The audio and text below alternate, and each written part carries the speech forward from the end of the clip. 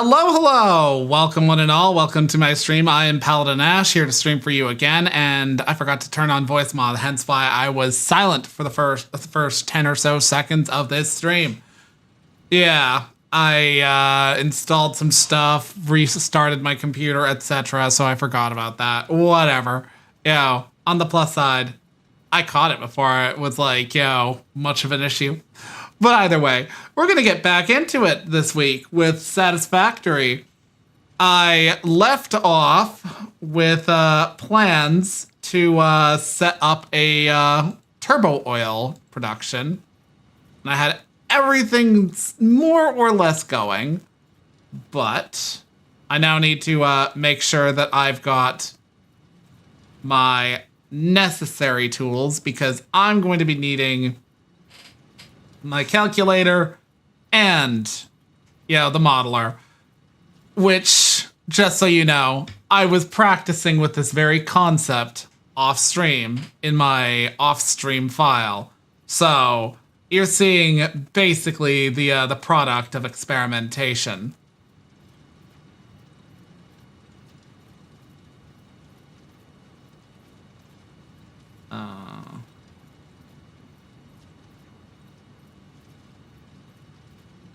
You're also seeing me fuck around with the modeler. Let's put that to the side. You don't need to see that bit off to the side. You just need to see that. Okay. Come dumpster land.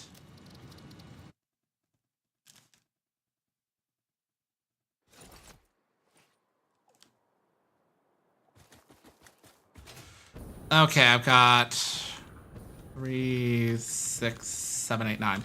So I did go with 9 on each. No, wait, no. I went with 9 on 3, 4, 5, 6, 7, 8, 9. I'm going to actually 1, 2, 3, 4, 5, 6, 7. I'm going to scrap some of this. I'm going to scrap a lot of this. Because why fuck with what I'd already started to figure out on the other file? But probably going to retain this. Yeah, I'm retaining this.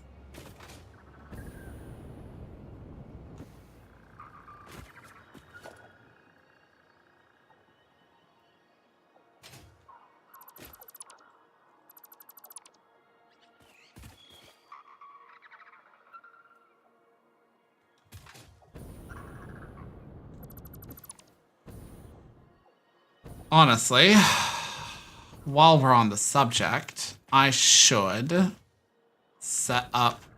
Do I have a? Not presently. I'll put it over there.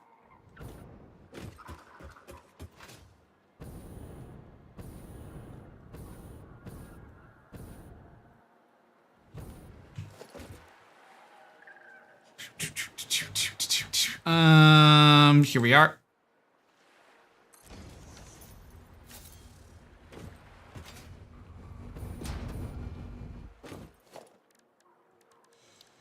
Production.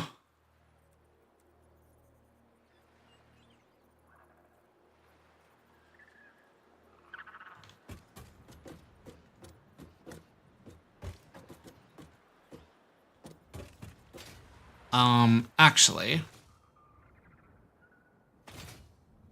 Oh.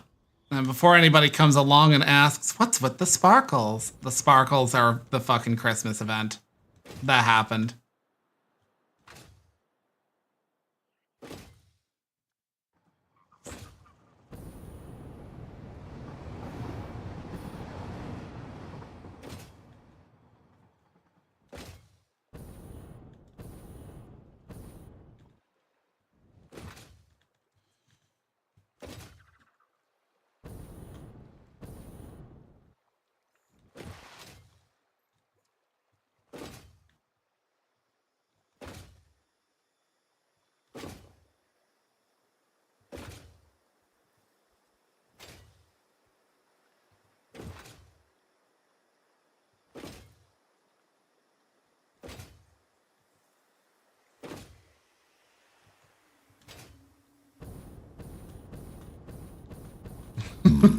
Banue.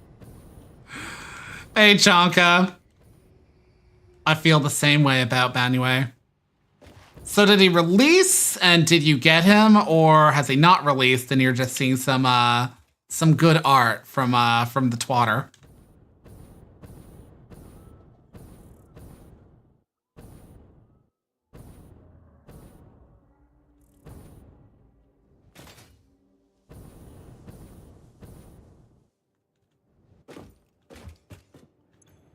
See. Okay. I can't make that yet. I don't think.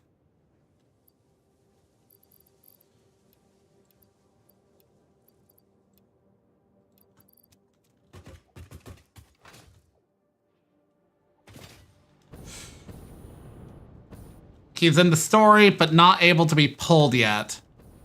So you're still gonna have to wait for a bit. But it's coming.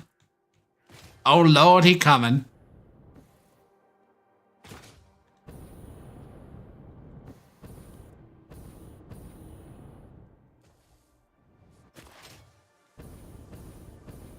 Man, I need to come up with something for all this.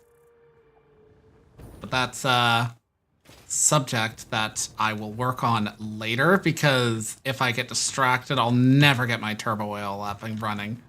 And I don't want that. Can I just buy? I can. That would be 50, so how about... Okay. Okay. Coupons.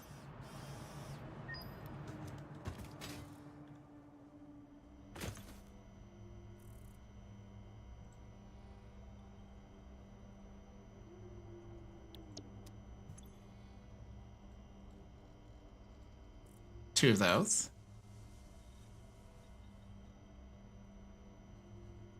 And one of those.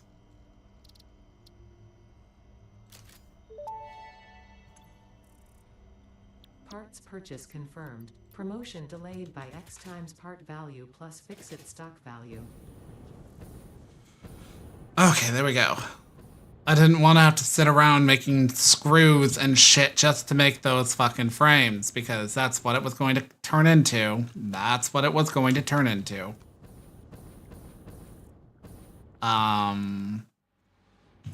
Okay, I've got rubber.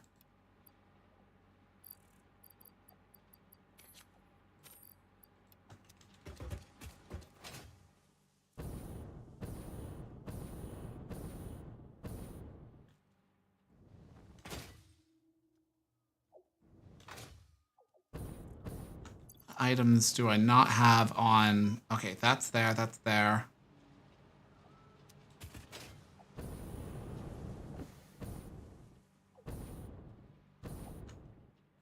So I've got plastic, I've got, oh yeah, Christmas event. Welcome to Fixmas, an official Fix-It seasonal event, brought to you by official Fix-It Fun engineers.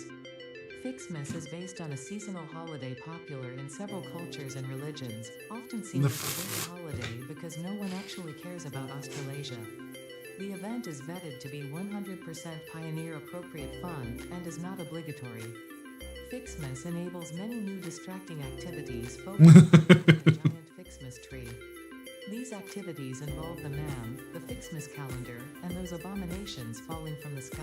There is more, but I don't care.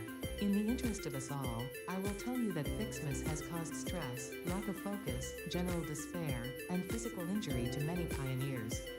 It is the worst scoring event ever created by Fixit, and has gotten backlash for its blatant cultural inappropriateness. So when you inevitably change your mind and decide to disable this event, you will have chosen humanity and kittens and puppies. You will have chosen... It figures the fucking clanker would hate Christmas.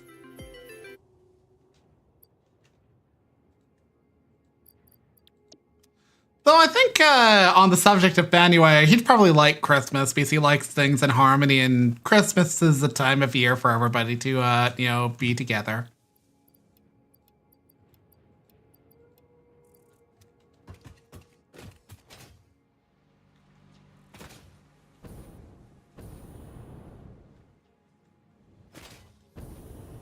I need concrete, baby.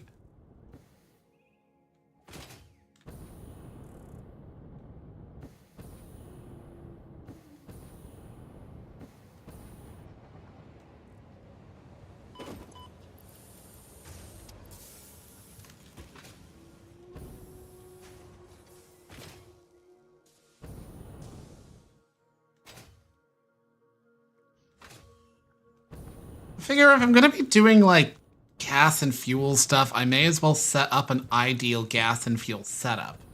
So I'm gonna unlock that technology. Or more specifically, I'm going to unlock the ability to build that kind of technology because it's kind of big, and the blueprint floor is kind of small.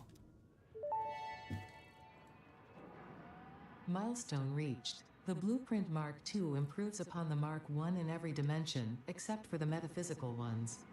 This improvement was made available due to complaints from pioneers about other pioneers not being capable of managing their space efficiently. We listen to pioneers, always. Well, I'm sorry, but that shit's tiny. Special. I'm gonna need a few more of those things. I don't care if I have to spend some coupons.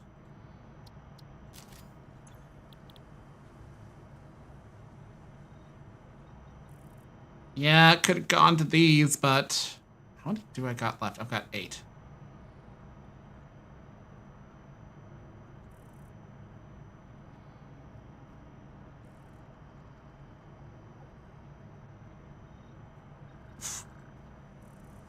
Foundations.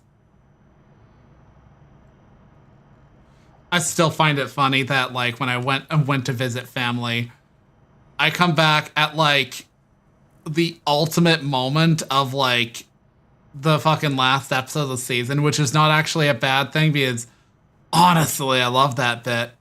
It's so full of drama.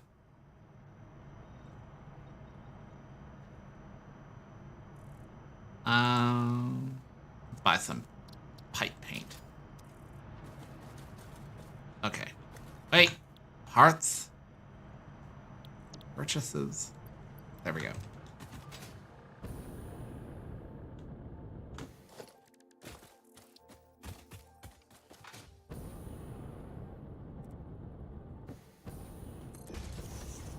Okay, that's properly sized. That's proper fucking huge. Let's put down...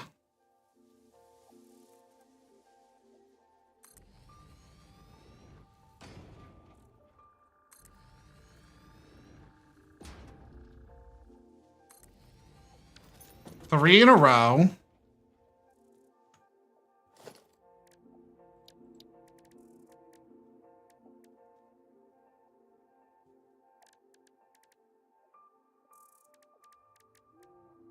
Splitters.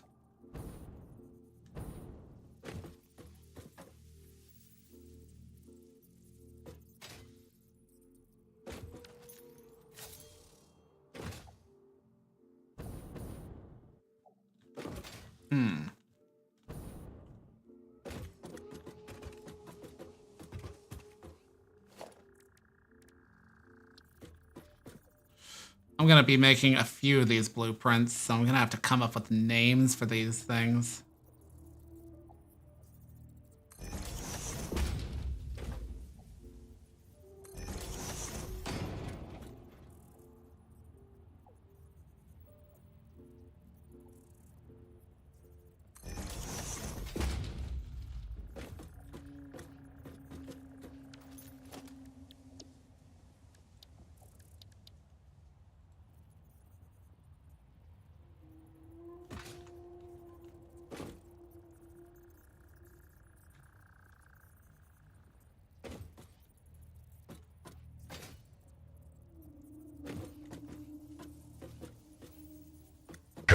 honey, this hurts you. I love you, honey.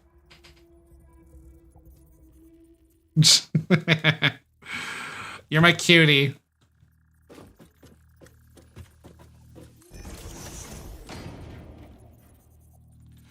Well, I mean, I put that there for a reason. Not everybody has to have Trump. Though that is a funny one. Okay, those are the Mark IIs, right? Okay, yeah, those are the Mark IIs. Straight. And horizontal vertical.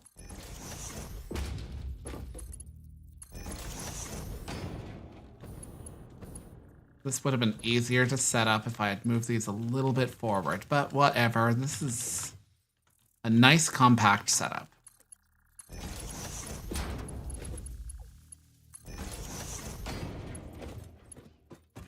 Pipes, pipes, pipes.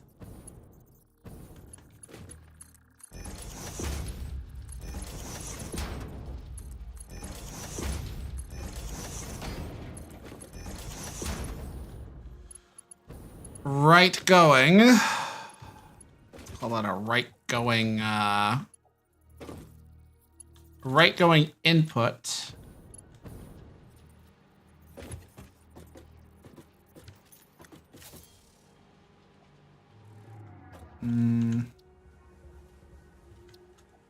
Right going input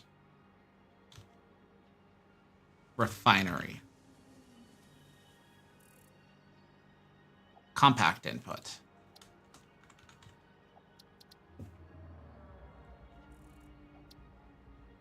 Select icon. That is a coal plant. Refinery, refinery, refinery, refinery. Where are you?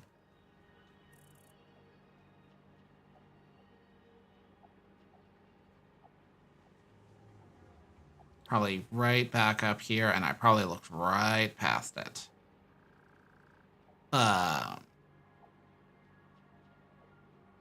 There it is. Set, factory line, fabricators.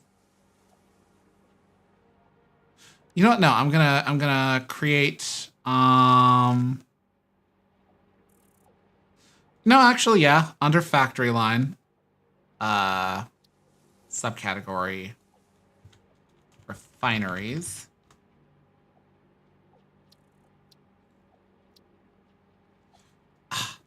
Itchy. Got one of those unnecessary itches along my left ring finger.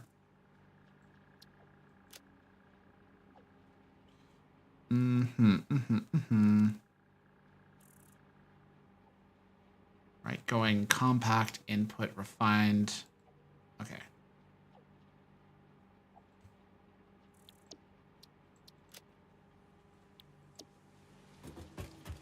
Okay. Now I change these.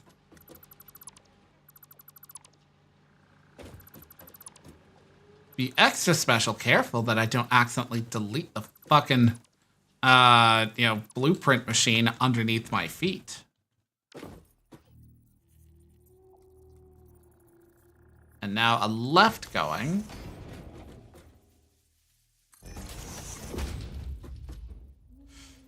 I think I will make 3 of these with just the input, and then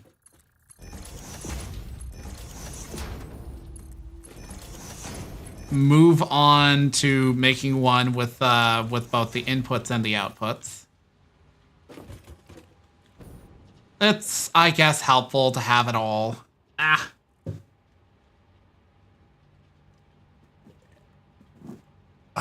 Sippy. So this is a left going. Left going.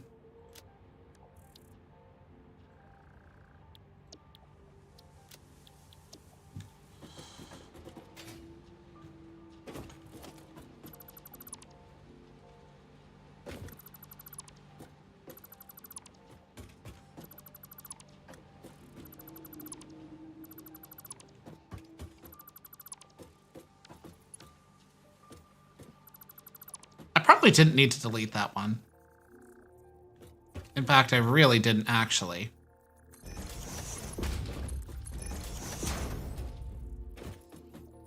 Splitter.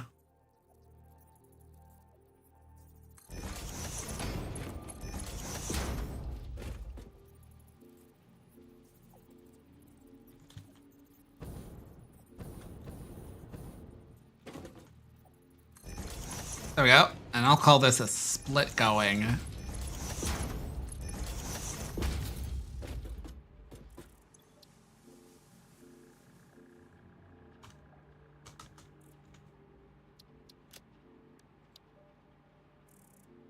Hey, EA. Okay. No, I don't need you present boxes. Go away, piss flower birds.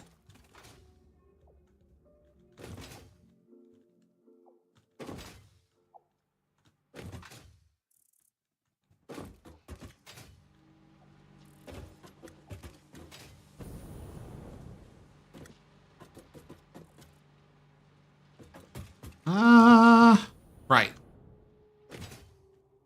Let's just replicate the same thing on the front face. But with...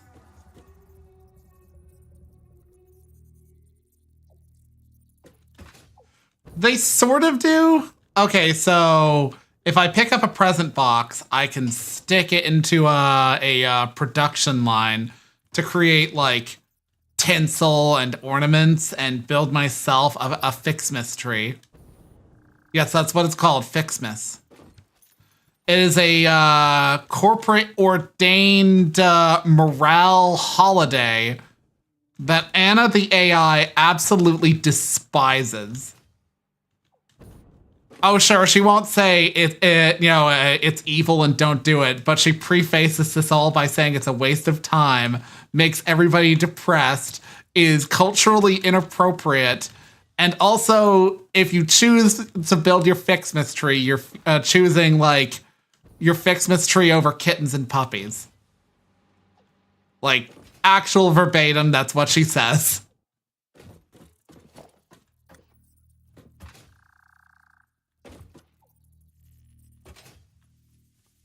Let's see. Right. God, I need rods. I'm setting up some fucking...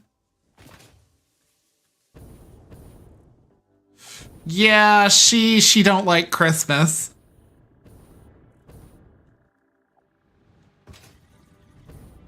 Okay.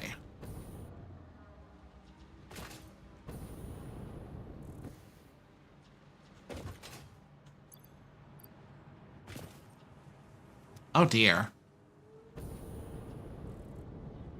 Fine, I'll turn it back on.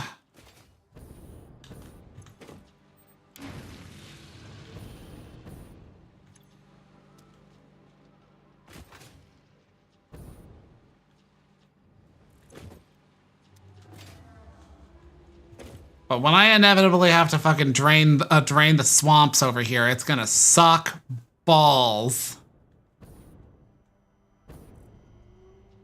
But I kind of need these resources for now because I'm doing other things. What are these being used for? That makes plates.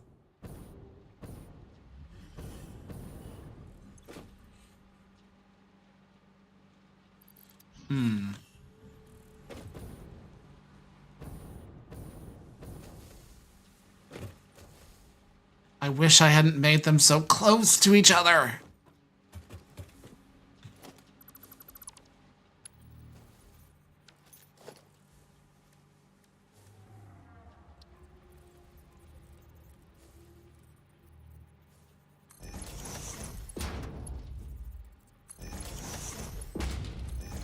Ugh. It works. I can work it. Okay. Organization.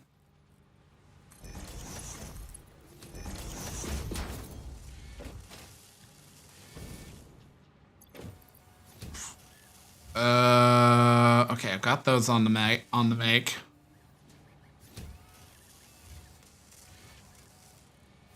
I also need rods, which is easy enough. Let's place this here.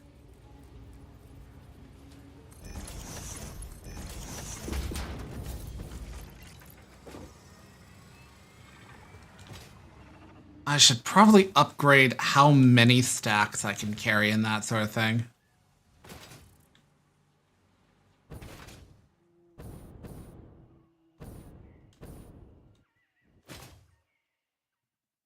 Slide.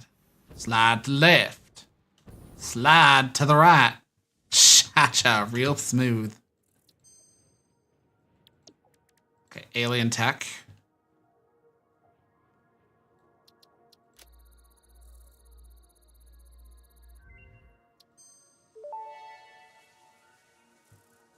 Dimensional expansion increased to 300%. New understanding of matter manipulation technology allows the dimensional storage to deconstruct all matter to the subatomic level, storing its elementary particles until the part is recalled. You are digging into deeper layers. Shallow matter I need to make more of those. void songs and deep echoes. It is fascinating what one can find out simply by looking closer. Okay, so I need a fuck ton of reanimated Sam.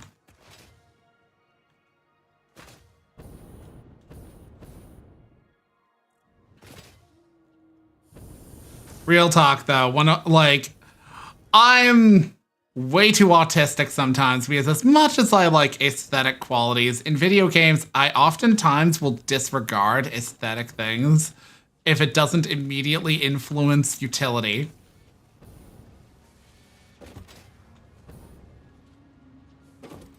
Like, I'm more than perfectly willing to have a completely, like, blocky fab floor in this.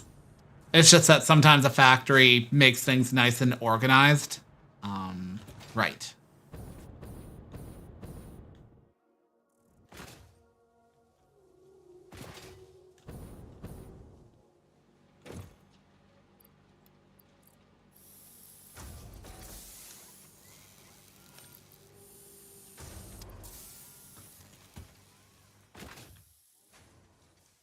I mean, certainly there's nothing wrong with it, but at the same time, like, yo, there'll be events in games and I'll be like, it's a Christmas event. Oh, it does nothing. It gives me nothing. It's kind of just there to have something in the game for, like, Christmas, and then it goes away.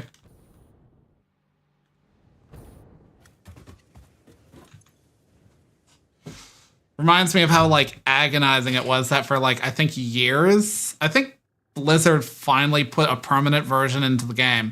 But for years, there was this one mount that only yielded itself during the, during, like, Halloween. It was the broomstick mount. And you could only get, like, the temporary version of this.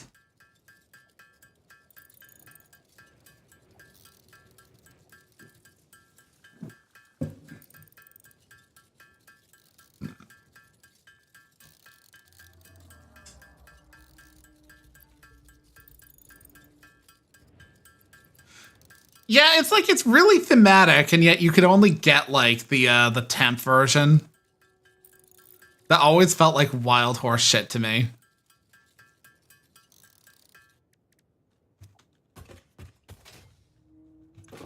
How much of this shit do I need? I need 51. I feel like they made that 151 just to have like a non-square number to tweak people and make it alien.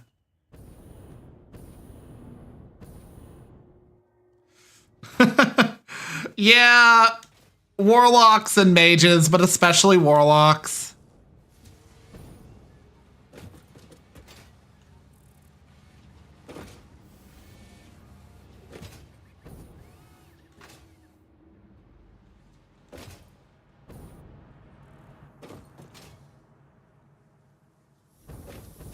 I mean, that's true.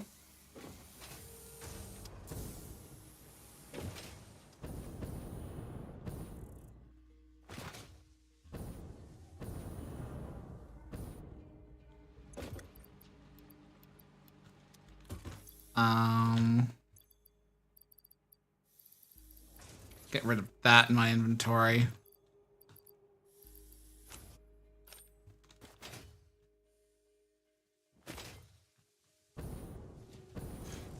Tailoring. It's called tailoring in WoW, in like English WoW.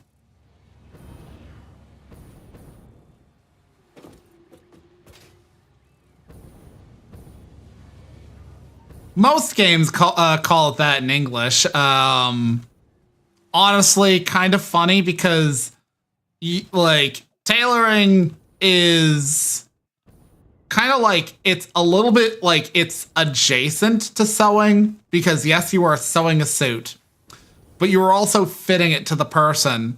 You do really none of that with tailoring in WoW. What you're doing is the actual like weaving to sewing process.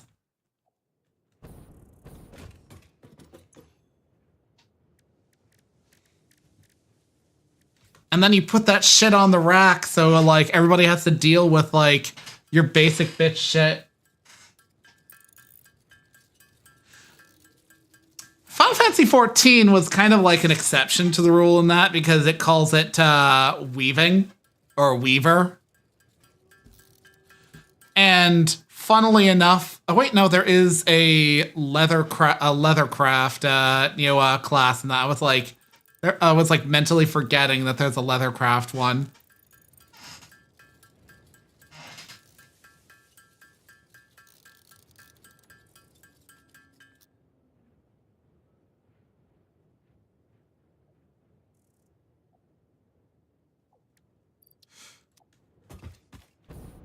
Yeah, tailoring, like, to my knowledge, proper tailoring is more focused on the adjustment and repair of, like, existing articles of clothing. They can and do make things, but in general, like, you go to a tailor to have one of their, have a suit, like, fitted to you. But, like, if a suit gets damaged, they're also the type of person who can fix it in a way that will not be noticeable to the untrained eye.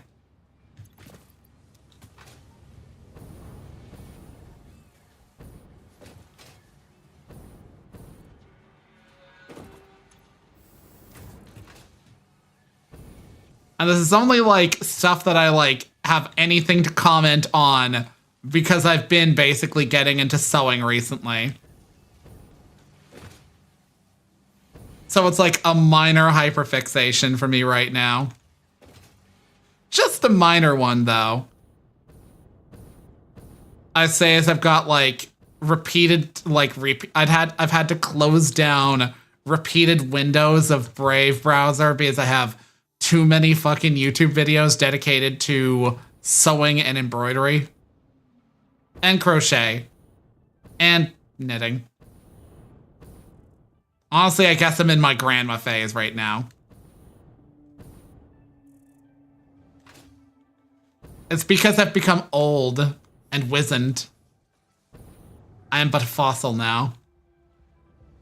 I'm in my mid-30s and I'm over the hill.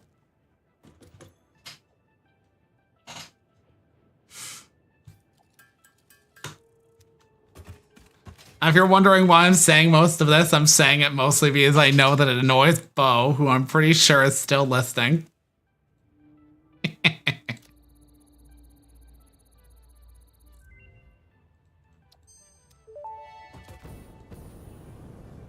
Dimensional expansion increased to 400%. Parts can now be stored as elementary particles in a hyperdense deconfined state. Normally, I'd explain the basic science, but I don't think this one can be simplified enough for you to understand. We composed a growth song, but you composed a shrink song, so we remain silent.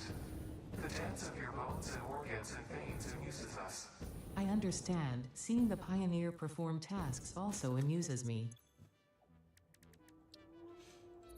Well, since we're, again, still refining shit down and deciphering those. Okay, good. We've got virtually everything that I need to work. Do I need stators?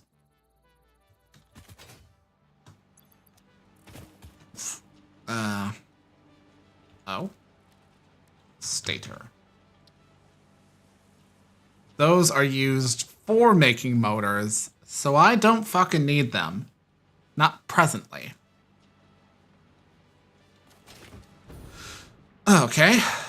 Then I can finish what I was doing over here. Let's see.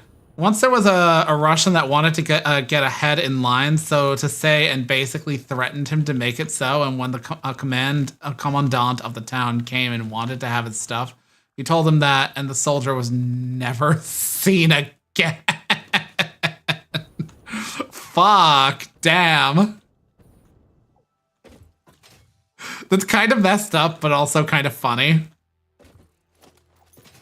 The ultimate, do you know who I am? Do you know who I am?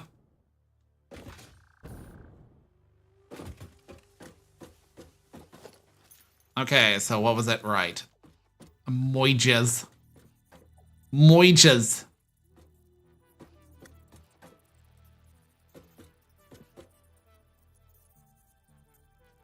Let's start with a split.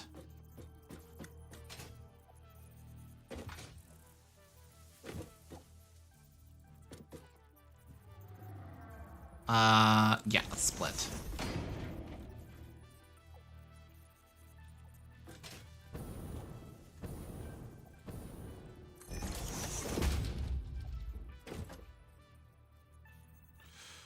I'm probably going to end up making an artistic level of, like, iterations of this so I just don't have to worry about placing anything specific down.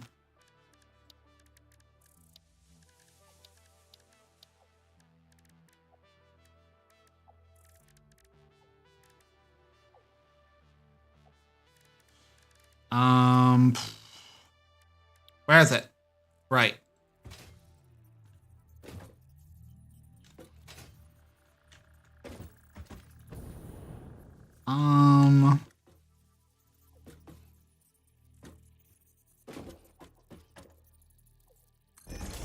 Let's try that. Okay. That's as compact as it's gonna get, so how about you? Can you safely pipe into there? I can.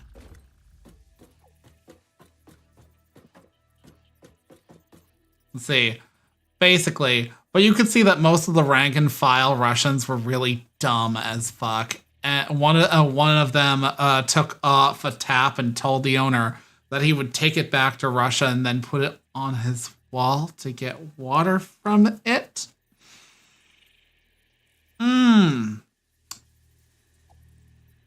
That is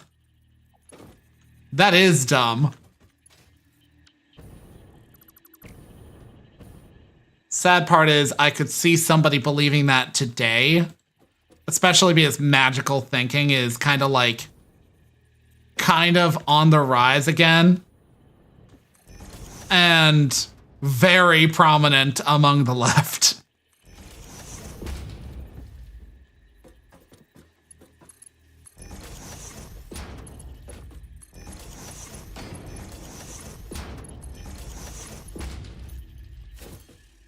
Okay. So this is a split output. I could just speed this up by, like, attaching the belts, like, later. The primary feature of this is that it's got those pipes. That's all that's necessary.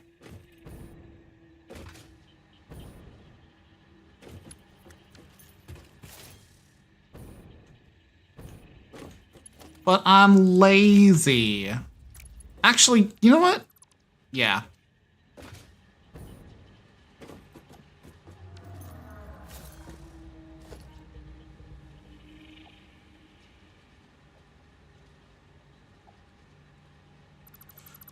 Ugh.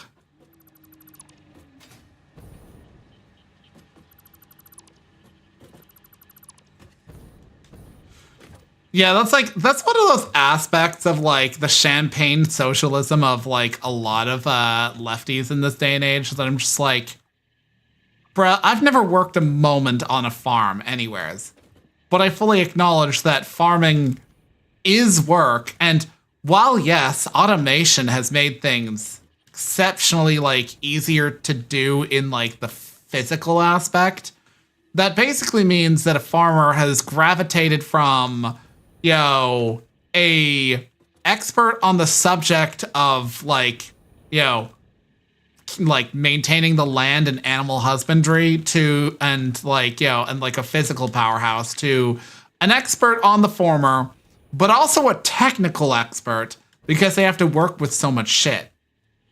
Yeah, some of them are very, shall we say, like, most people who live in, like, rural communities in America, I can't say to whether this is necessarily true in Canada, but it probably is. But say, like, you live in, like, a small town in America that is very farming based. Your high school probably has, agricultural classes on the bill. And why? Because they know for a fact that the students are going to wind up going to an agricultural college, or at the very least needing that education at the baseline.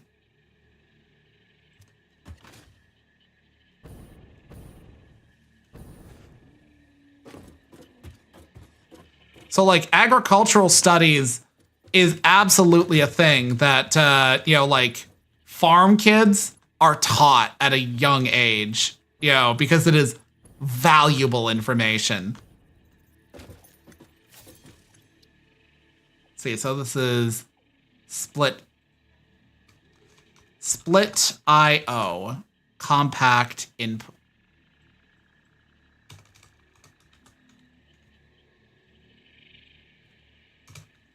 What do you mean, X?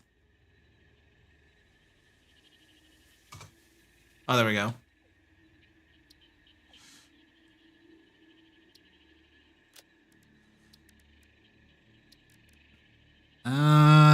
But why am I? No. There it is. Split IO compact piping refiner. Cancel. Okay.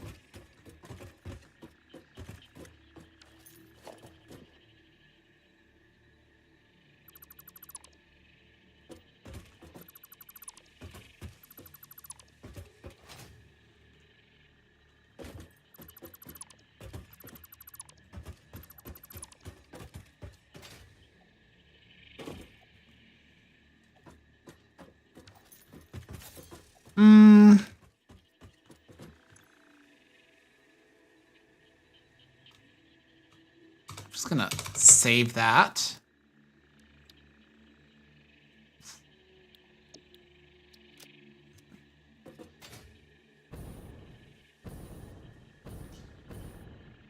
No, actually, not going to make a whole bunch more because while it would be nice to imagine a world where I have a variation of all of those, that's going to be a pain in my fucking jolly well ass.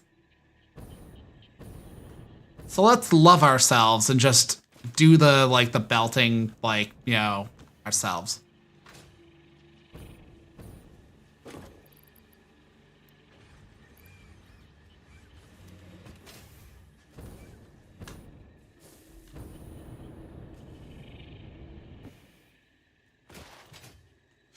But yeah, it's like, that's one of those things like champagne socialists are like woefully bad about. Like, I don't care how poor that fucking that cottagecore aesthetic bitch on fucking Twitter is with the Etsy and the bash the fash embroideries is. She is basically like living a rather fucking charmed life unless she's on the streets.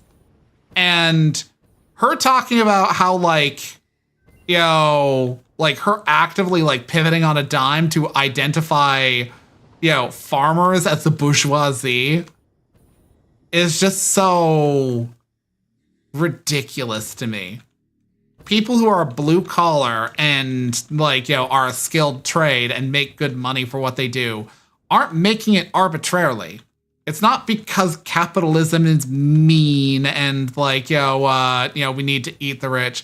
It's because those skills are hard to come by and hard to cultivate.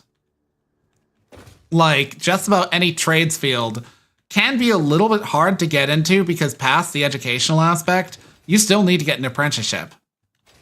And you still need to basically, like, learn and be good at what you do. So it's like, oh yeah, congratulations, you can make fucking, like, macrame art. Congratulations to you. And shut the fuck up.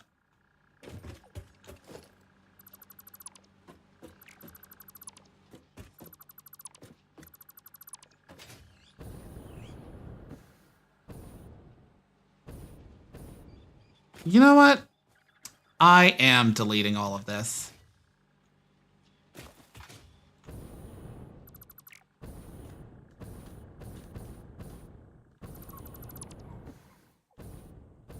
Yes, this was the work of hours, but I practiced with this off stream, and I gotta tell you, any bit of like progress in learning how to make this shit work without having to suffer it, super helpful. Okay.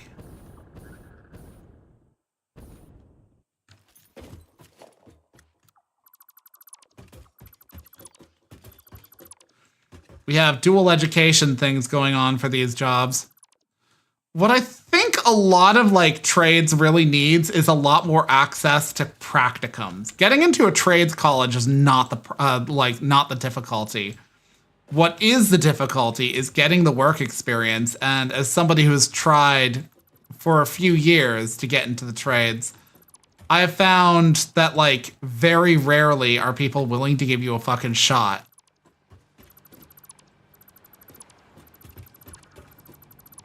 Especially if you're somebody whose parents were not like handymen or something like that. Like, I'm not going to describe it as pulling up the ladder, but I am going to say, like, they're not willing to waste their time on somebody who doesn't have the skills to begin with. Even though it's like, I'm an apprentice. Like, of course I don't have the skills. It's its own, you need experience to get experience aspect.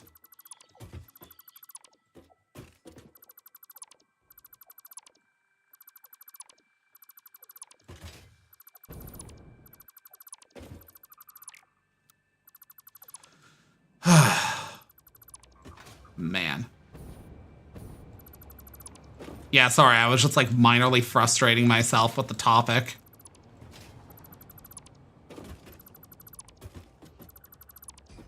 Let's see. You're in school for like 2 or 3 days a week, and the rest you're in your workplace, and you do that for like 3.5 years. That's actually pretty cool. Honestly, at the risk of being like, that's like hyperfixation I have currently.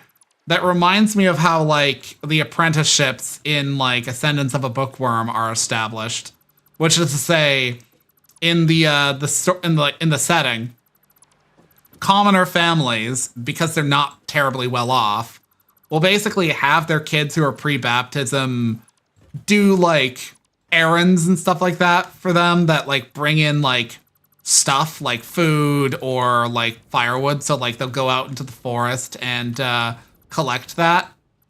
But like when they hit baptism, they immediately like look to be in an apprenticeship, during which they will be on and off for like days that they work. Like an apprentice will be like going out and doing stuff for themselves on one day, and then like going out and working at like a workshop another day. And this usually goes on for like a year or two in the form of what's called like a Lahange contract, which is basically like a temp worker who's really just there learning the ropes. And then they'll basically like, yeah, I'm gonna get rid of this. I don't need this.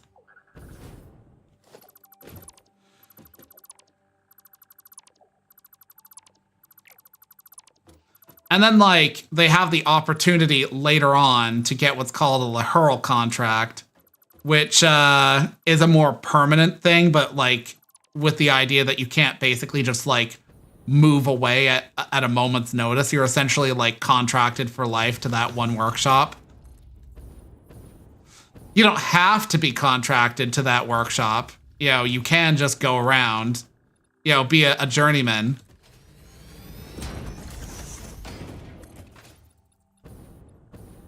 Personally, that's what I would like, you know, I would like institute had I like the power in like both Canada and America. You know, make more prominent the idea of like a practicum based like education for like the trades. Makes it so much more easy for somebody to gain that experience and, you know, learn how to be part of that trade.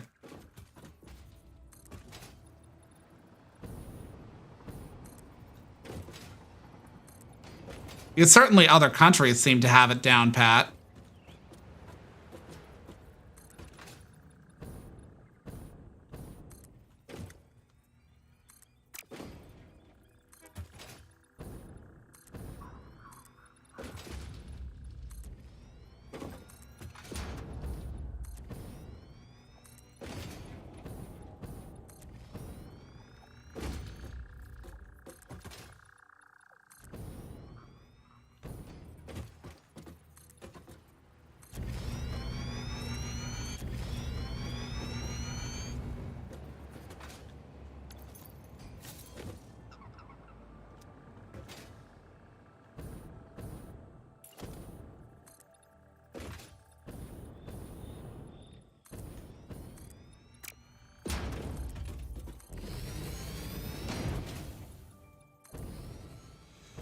Okay.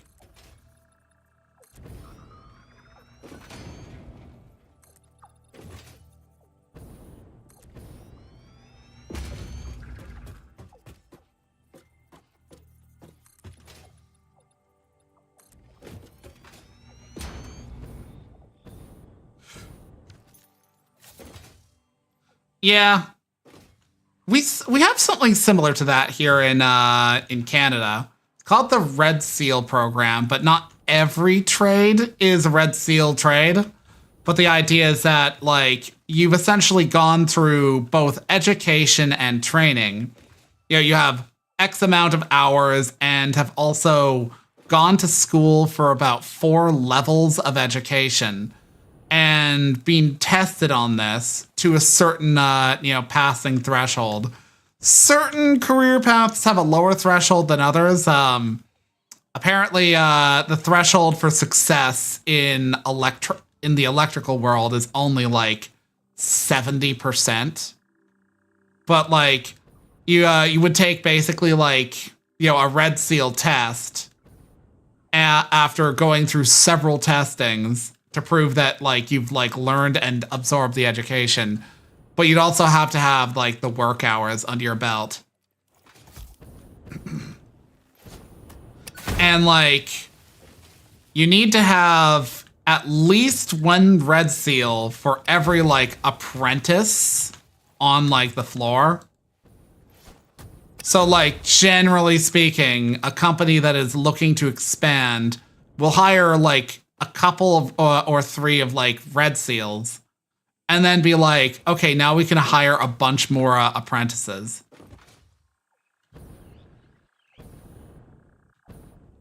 Okay.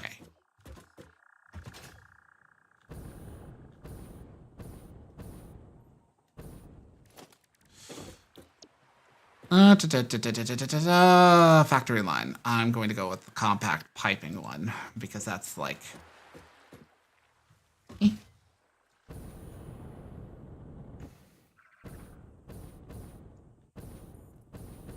we go.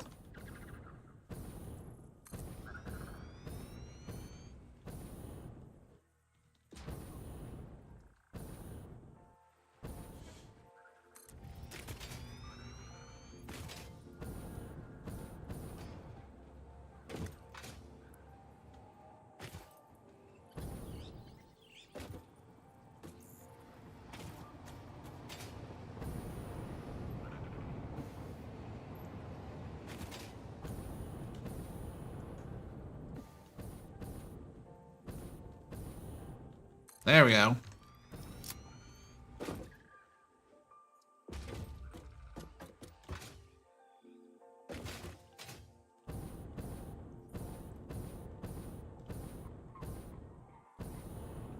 I'm gonna land on this and fucking do all this shit because this is fucking pain in the ass to float around for.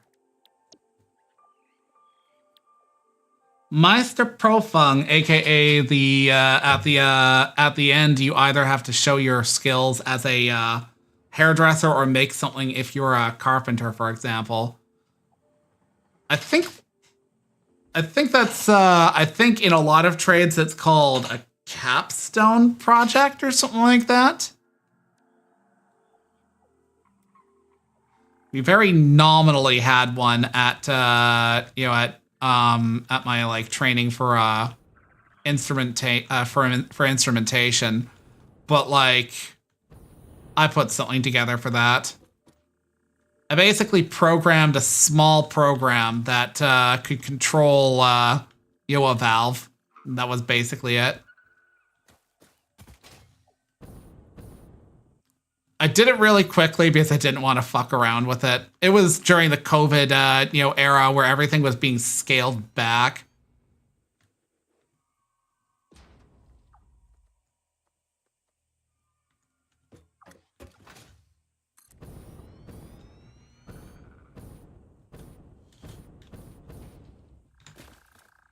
Okay.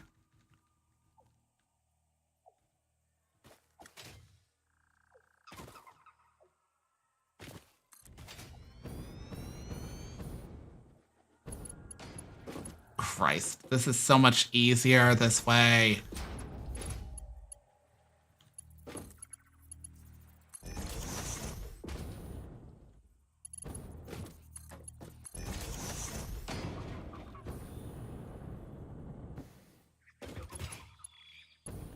Not connecting that. I had so many problems from connecting these things together. Two different lines feeding into two different wings of machines. Let me take a look. How many did I need? Right. I technically increased this to 16, or from 16 to 18, because they have because pipe splitters and splitters are in threes. It's just so easy to fucking work in threes in this game.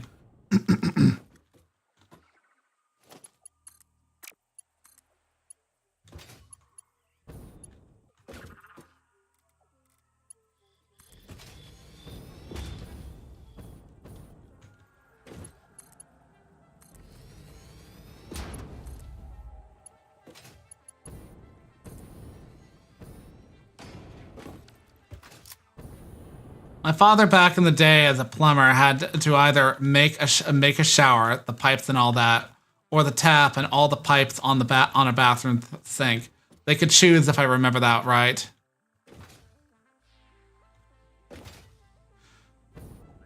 I feel like in theory all of that sounds relatively simple because, you know, fitting pipes together, but I imagine like there's a lot of absurd like, you know, complexities that go into it.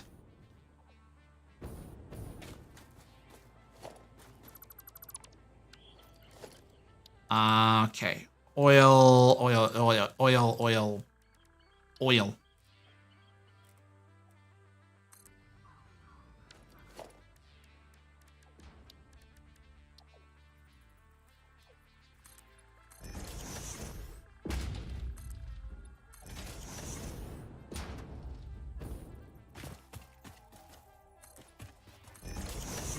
Whenever I say the word oil these days, I think of that fucking bit from you know, Legends of Avantris, where like they're dancing around the term fucking lube because they found a tankard full of lube, and they're like, oh yeah, we found a lot of oil.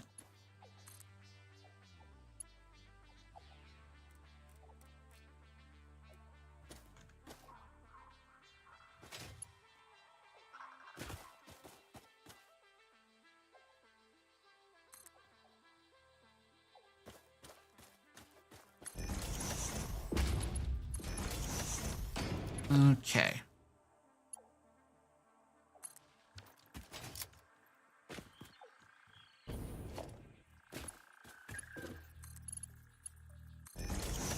Ah, no, wait. I can work with this. I can work with this.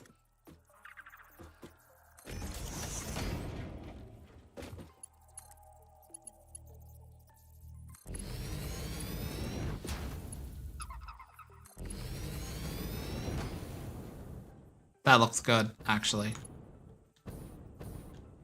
You can mess up stuff like that rather easily because of how it fits them in each other. What sort of fittings you need to use, how to seal that, and so on. Yeah. It's like, it seems simple at a glance, and then like, then you have to factor in things like, does this fitting work with this one? Did I use the right amount of adhesive between them? Is it the right adhesive? Because like, we did some pipe fitting, like a very little bit in instrumentation. It covers a whole slew of things. Like, it's a very like everything in the pot mixed together sort of technician work. And pipe bending is something a lot of instrument techs wind up basically doing a whole lot of when they're apprentices. But like, we did basically have to work with like fitting tubes together, both soft and metal tubes.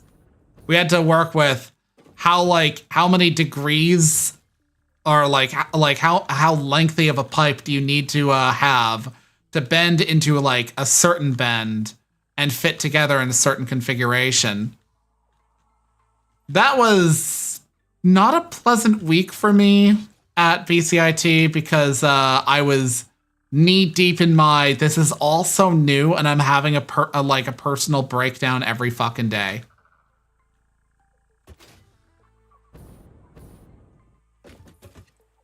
Okay, this is set up.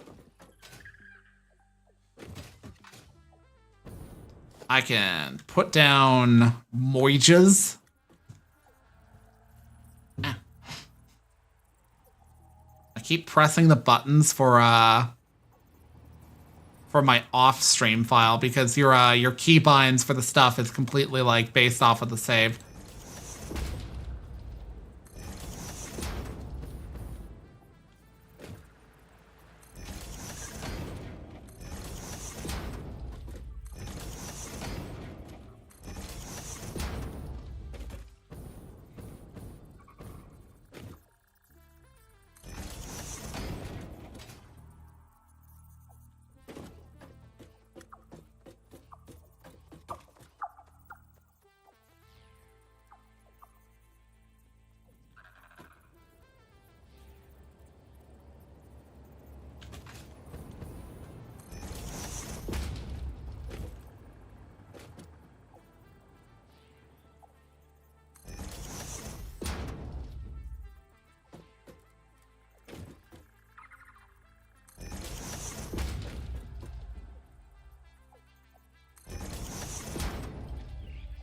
Oh shit, that's wrong.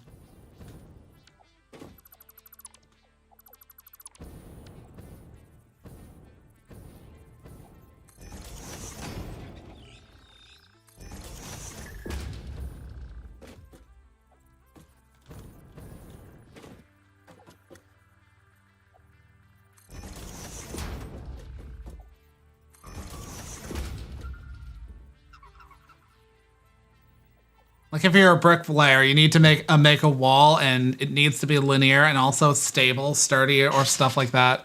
If you're a roofer, you need to show how to lay down the roof tiles and so on.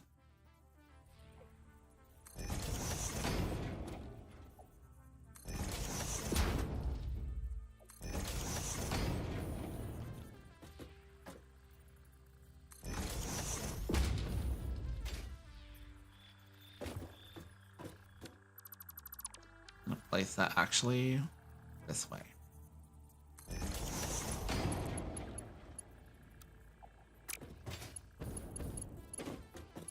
And I put that wrong.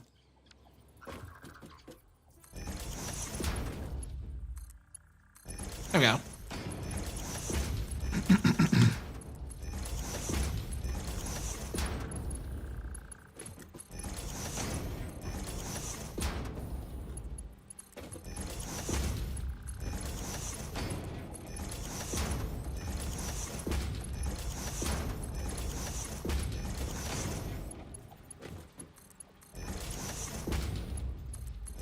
fun thing about this game's pocket storage is once you get the amount increased to an absurd amount, you never really need to worry about running out unless you've got no supply.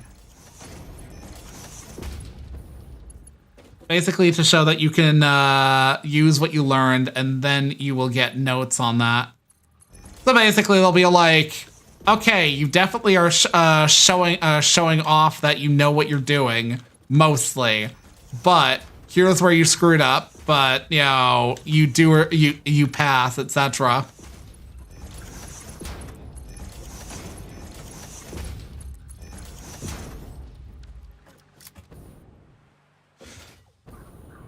My problem with a lot of test taking on that level is that, like, it's treated with such, like, do or die energy that, like, I agonize over it and have, like, personal fucking breakdowns.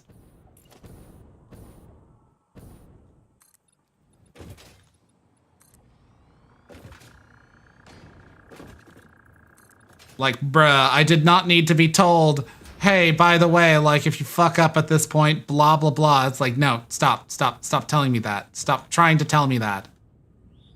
Okay. I was wondering what these were.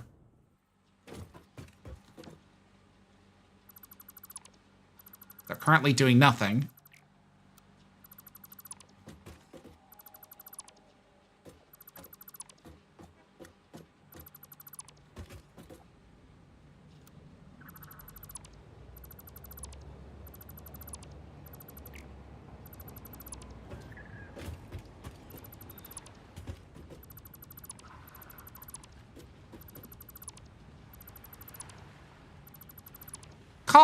College and like trades college is one of those things I like find heinously obnoxious because they essentially expect you to like research it like a thesis statement. So it's like research our institution like like your life matters upon it. Research every aspect of our individual handbook. Research every aspect of this or that. So if like you have like things come up, fucking, I had this happen to me. I like, went to a fucking like counselor on the subject and they were like, yeah, you should have come to us at this time. It's like, well, it would have been nice if somebody somewhere in my life had told me, hey, baby, maybe that's a good idea.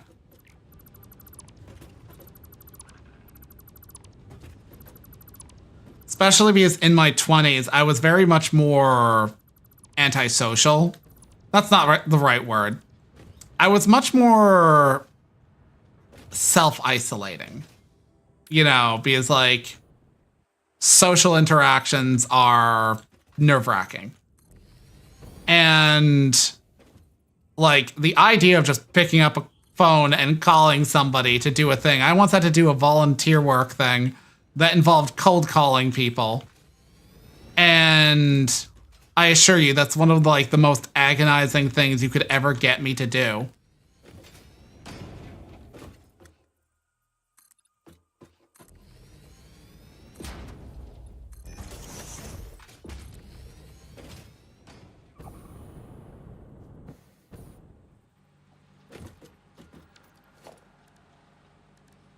Let's see.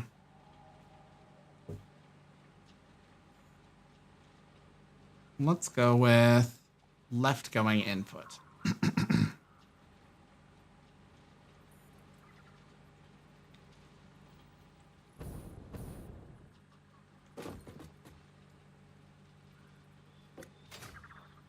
Super compact, but I can work with this.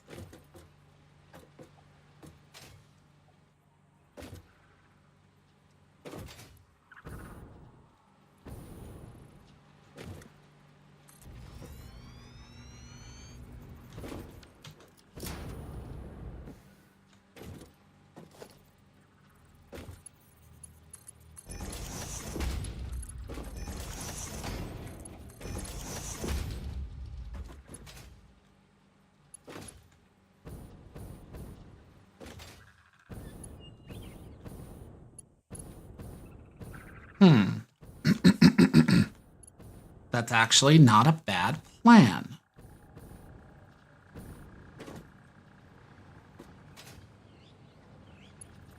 All right. I need to connect these. Eh. Eh.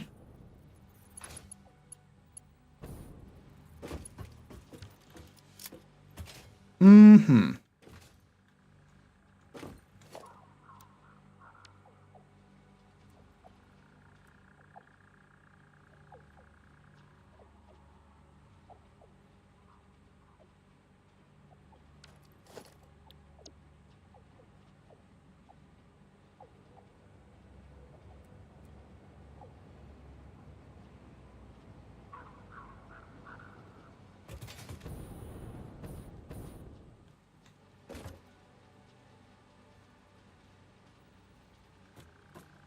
What do you mean a creature is... Fuck off! Stupid piss birds.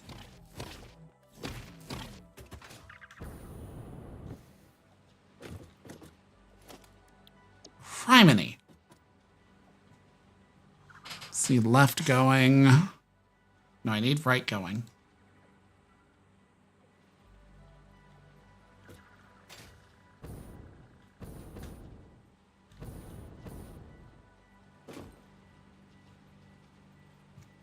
Okay, that's...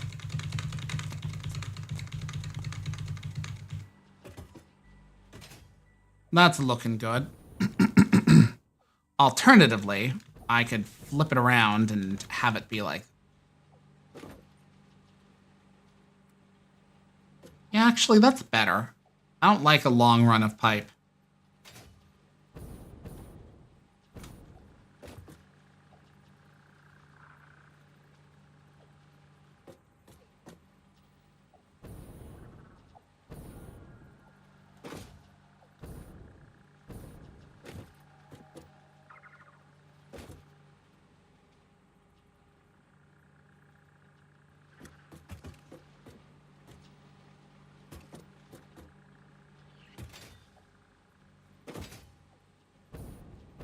Yeah, let's have it over here, so it's not getting in the way of the exit of the resin over here.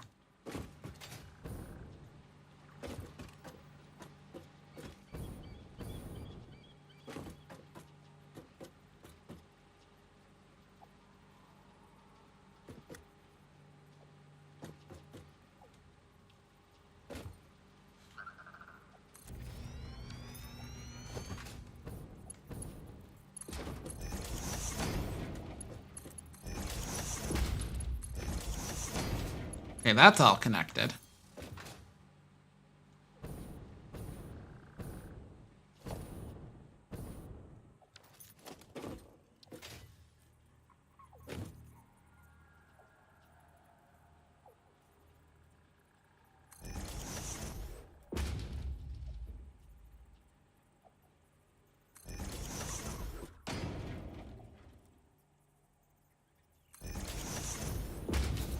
Okay, so...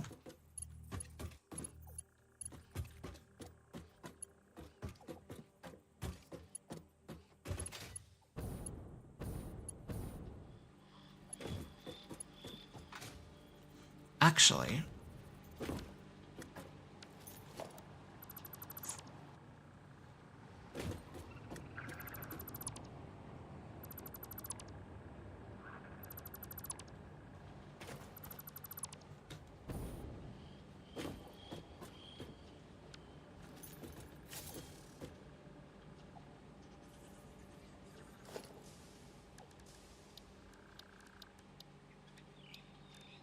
Logistics...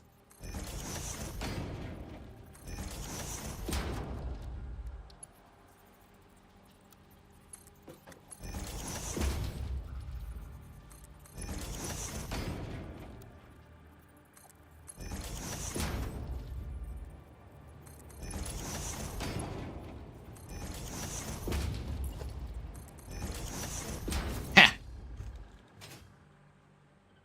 There we go. Frees up space.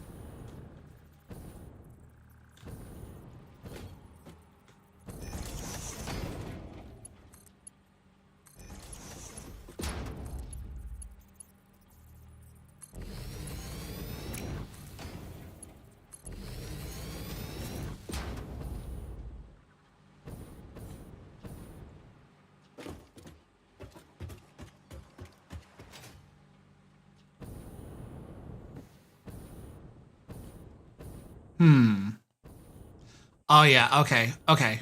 That's a good approach. That's a good approach.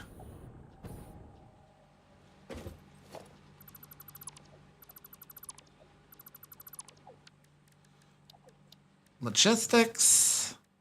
Smart splitter.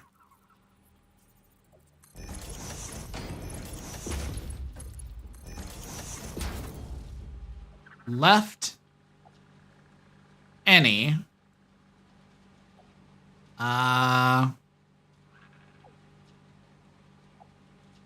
Overflow. Kind of a cheap way of getting the system to fill up without it ever, like, running dry.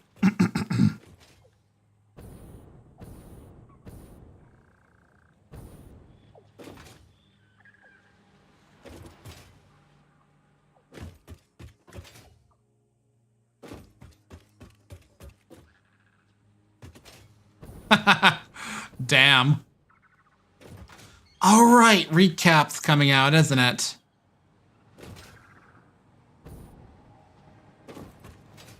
I wonder what my my top percentage game is. Considering I had some decent fucking okay, I actually, one sec. Let me Twitch.com recap. That's not helpful.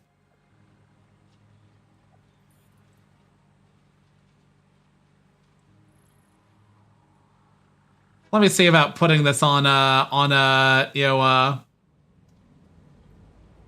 one sec. One sec.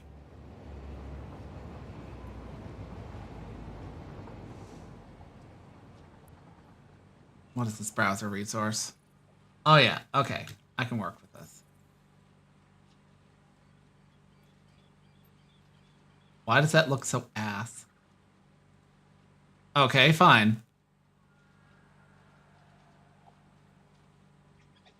I said remove. Yes, remove. That's wrong. Okay, there we go. Window capture. Okay. Oh, I bet it's going to be fucking Dustborn. Because I had some good streams out of Dustborn. It wasn't a good game, but I had some good streams out of Dustborn. And that's all that really matters in the end for this shit. Let's see. Okay. Let's scroll down. 686 hours streamed, 228 total streams, distinct days streamed, total hours watched, top categories. Okay, I was top 10%. Or perhaps my personal top 10% was fucking Veilguard, Helldivers, and fucking Space Marine 2. Your top stream reached 32 viewers. My fans.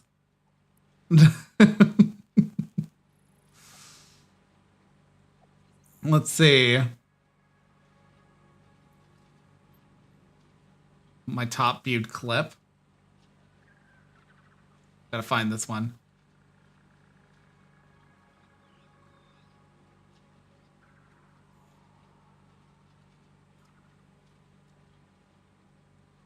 One sec. That doesn't have audio to it. One sec. Why do I have so many tabs? Why don't I have so many tabs?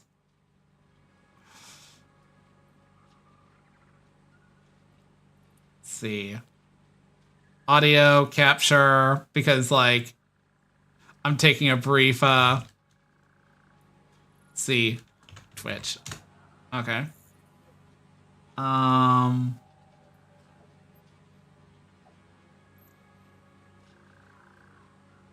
no, capture. Not that.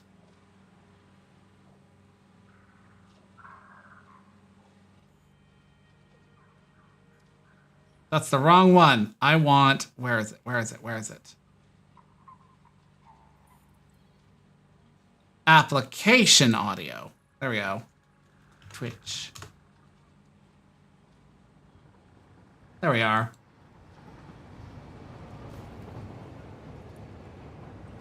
Be very careful with the machine gun, because we lean out. Watch out! Oh my god. Ah! Oh my god! Oh my god! Let me get out. Ow. Really, honey? I didn't do that. That's just a thing that exists, I guess. Yeah, okay, they have arc pylons. I think I should have said that. I wasn't driving it. Why are you blaming me? I was driving. I didn't know about those. Oh, okay. It was kind of funny though. I'll admit. I don't know how to destroy it. Oh my god. Oh, spite is a hell of a drug.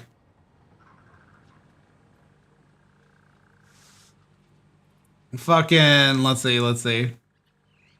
I'm honestly surprised fucking Plague Tale Innocence wasn't up there, but then again, I played that a little bit earlier in my streaming. Plus, it might be covering like games that I co-opt because I technically get pretty high viewership because of the shared sort of thing.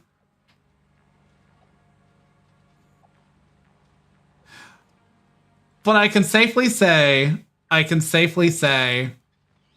it was not Dustborn. So I have safely avoided the, association with the game. Unlike a certain, Dustborn girl who was forever besmirched by that on her title.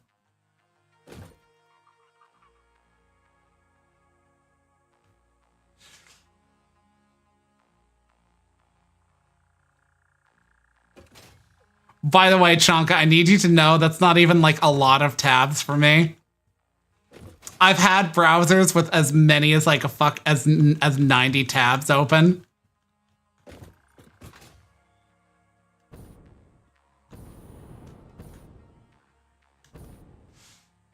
I might need the tab later, or I might come back to it. I mean, you joke, but fucking like when I'm doing stuff like gaming, I do have to deliberately shut down certain windows because unfortunately, the more tabs I have open, the more it causes it to chug. And that's funny because this computer is actually pretty damn solid. I've had streams fucking crash on me because I had too many tabs open on like, on my browser. Where was I? Right.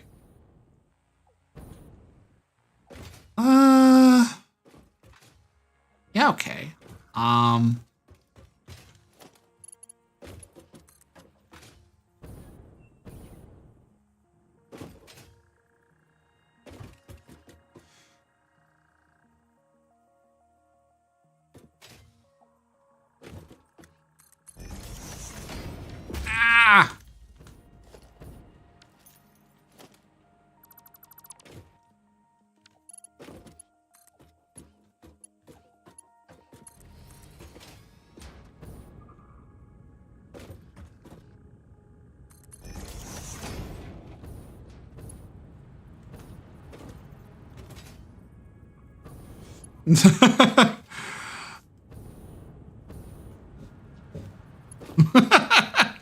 Yeah, that's like 90% of like every time I show people shit like my fucking desktop and stuff like that. And there's like a ludicrous, actually, let me see about bringing that up. Because I actually took a picture of it like the other day.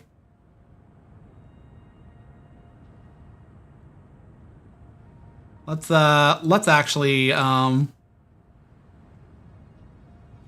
let's post this in general.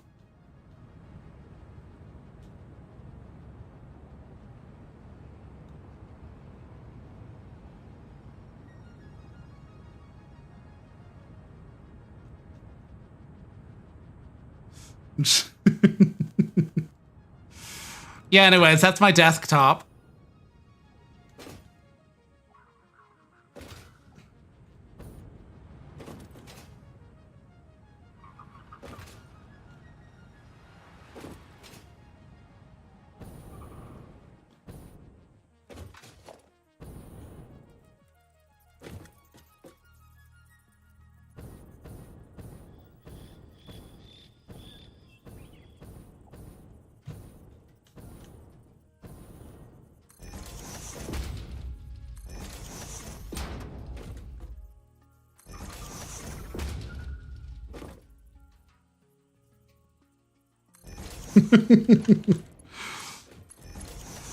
I'm going to need something to drink or read from seeing that.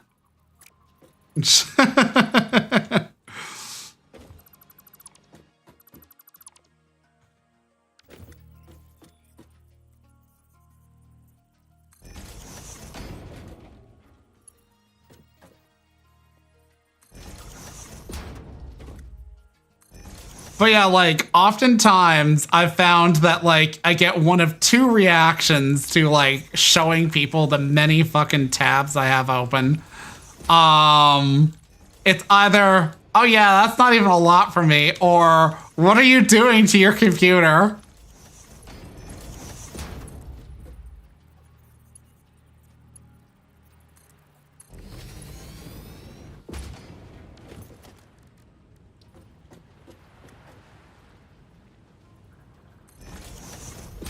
It's honestly kind of funny.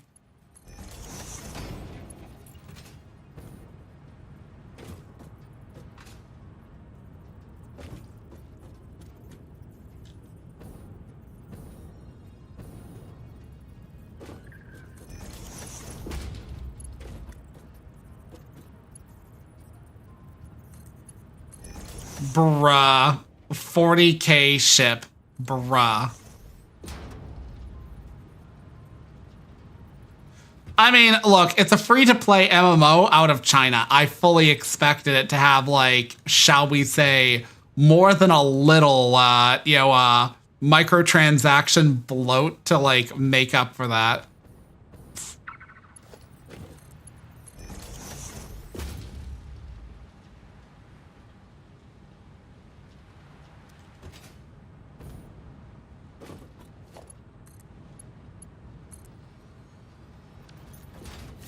Okay, so that is outputs to the left. Outputs to the... Okay, okay. That's all properly set up.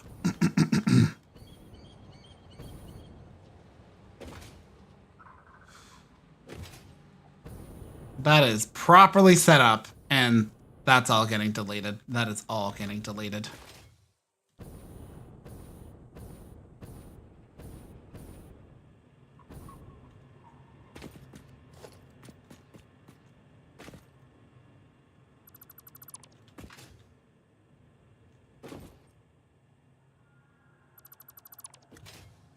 Baru? I don't know that streamer, but okay,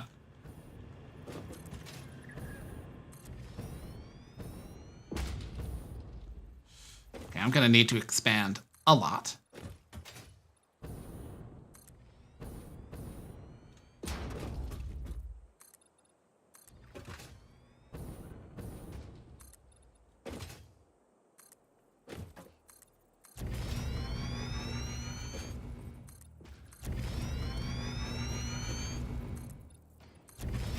I fell.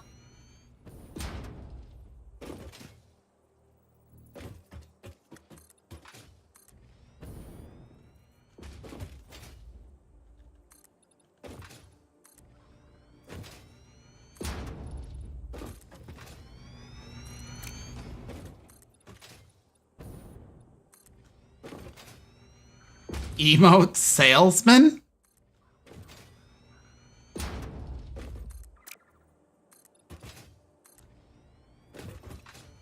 Not the whole sea, I just need, like, a lot of space.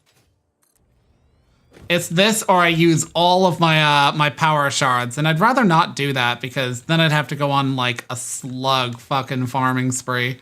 And nobody wants to do that.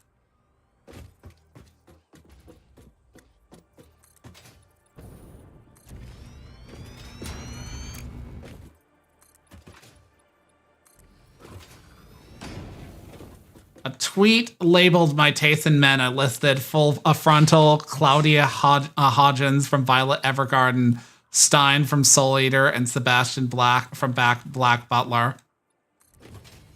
You know, it's funny you list all that, and I'm like, wait, in my mind's eye, none of those guys are built like Banue.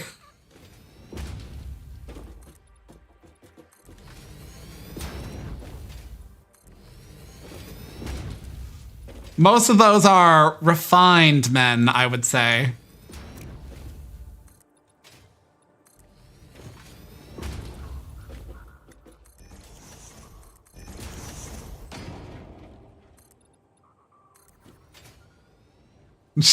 Nothing wrong with that.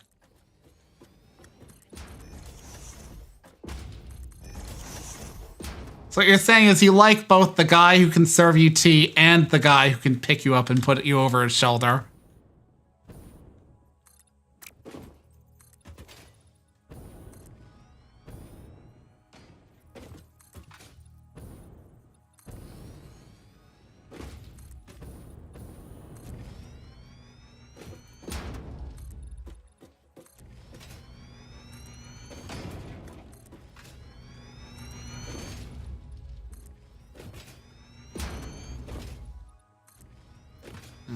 Bouncy, bouncy.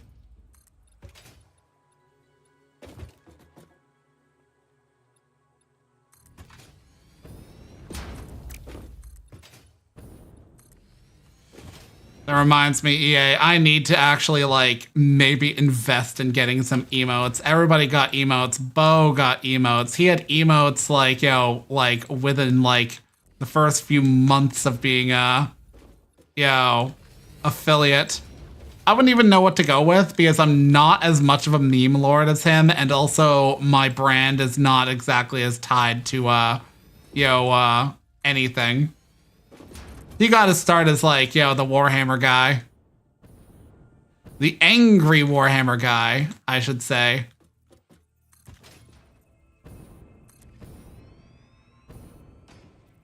Huh.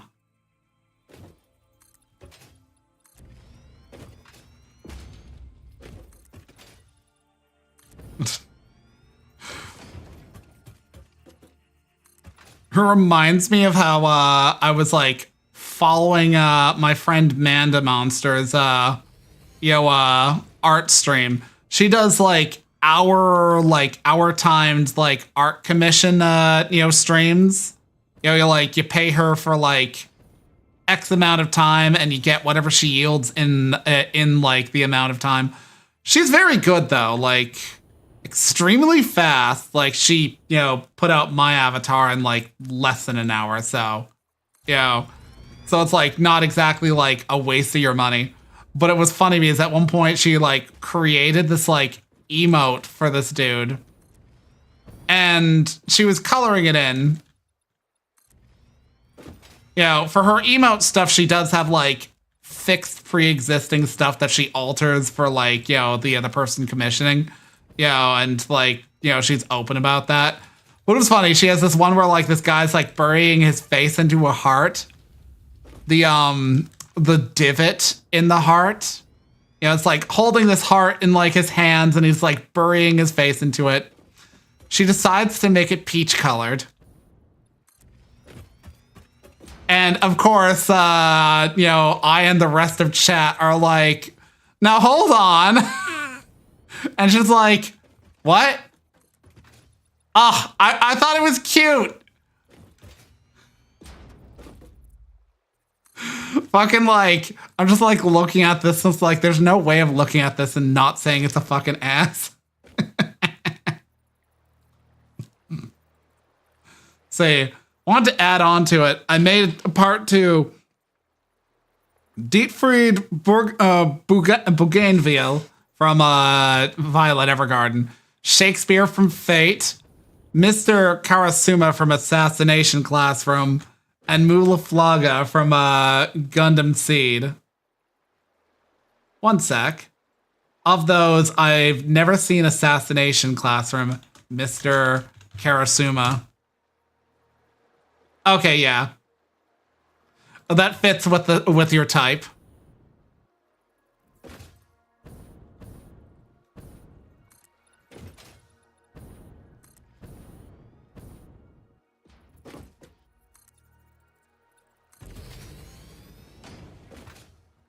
I'm getting the feeling that you like guys with spiky hair, too.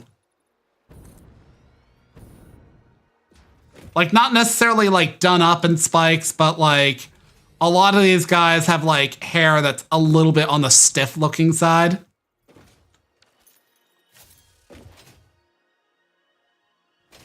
Okay, this is more than enough.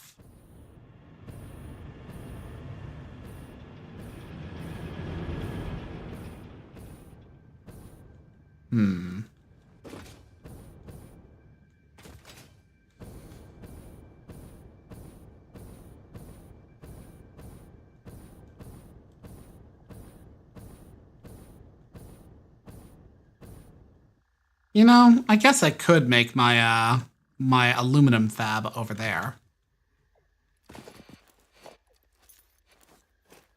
Why not get into aluminum? Because it's gonna come down from there and thereabouts.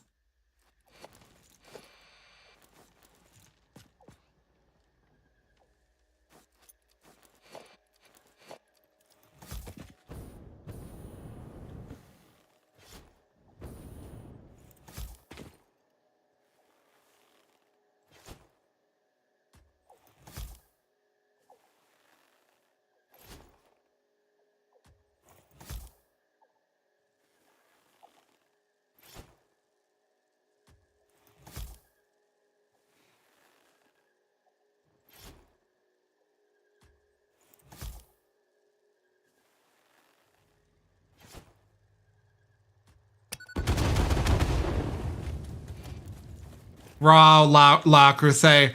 I mean, that's fair. Also, like, without really saying spoilers, that seems like it's kind of doubling up on a type.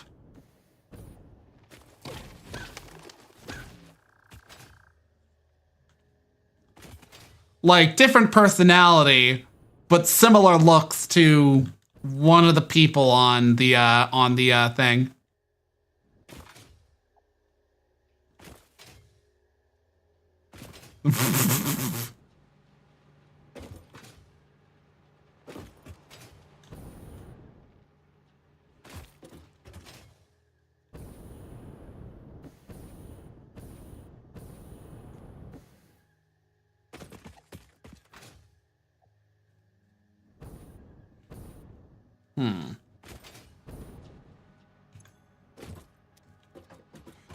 Okay, I need to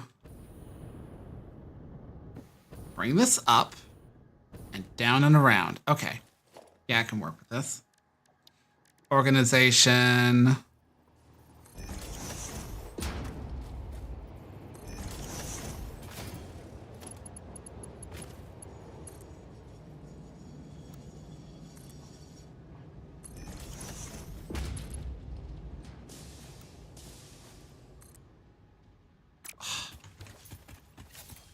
I don't need this Caterium here. Go away.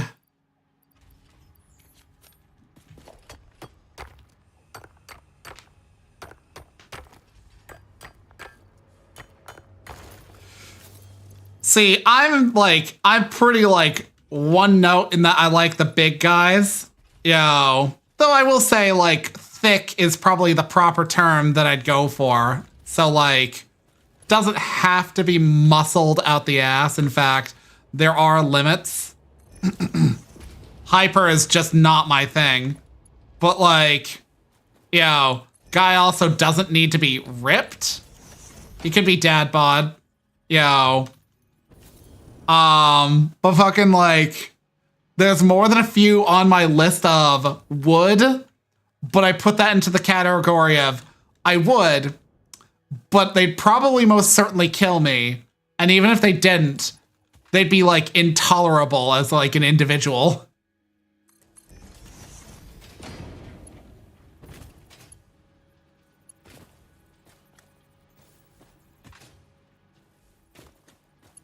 Yeah, Patrick's basically, like, really fucking adorable. Dude got slapped in the face once and wifed up, like, that way.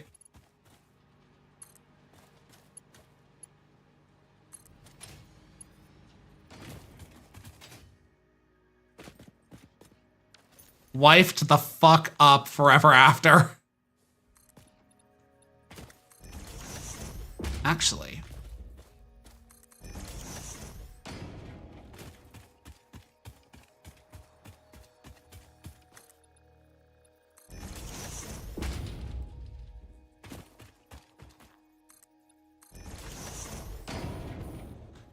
Okay, that's a perfect setup.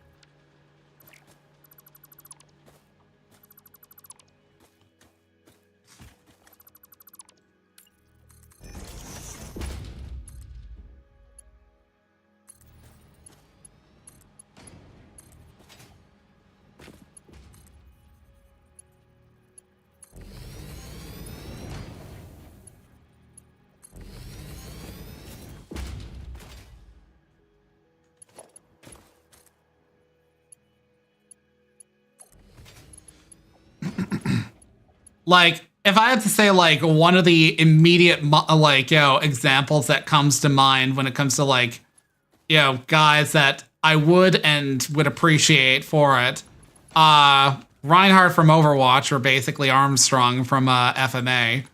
I mean, they're just good dudes, and they've got big hearts and big muscles. But then, like, on that same, on, like, the list of would, but probably, like, it would not last, and I'd probably want to kill them after overlong. Fucking Garrosh Hellscream's on that list. Big muscles. Big ego. Really kind of deserved to die.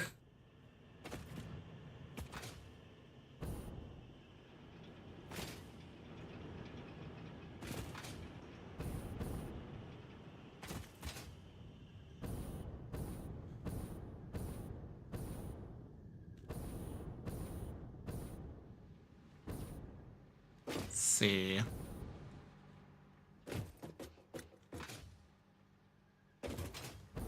Oh yeah, he's my type. I just always forget, like, Izumi Curtis's name, and therefore I want to say his name is Sieg. He's got that strong silent type aspect, but he's a good man and a good husband. Absolutely would.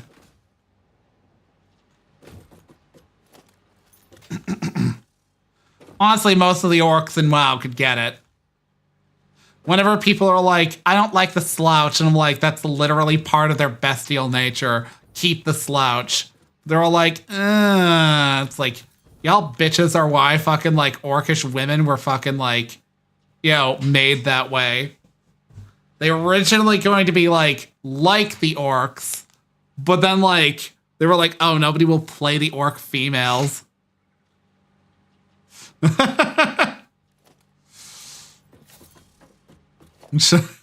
Yeah, it's some sort of like, you got big muscles, I got big muscles too, my man. No, oh shit.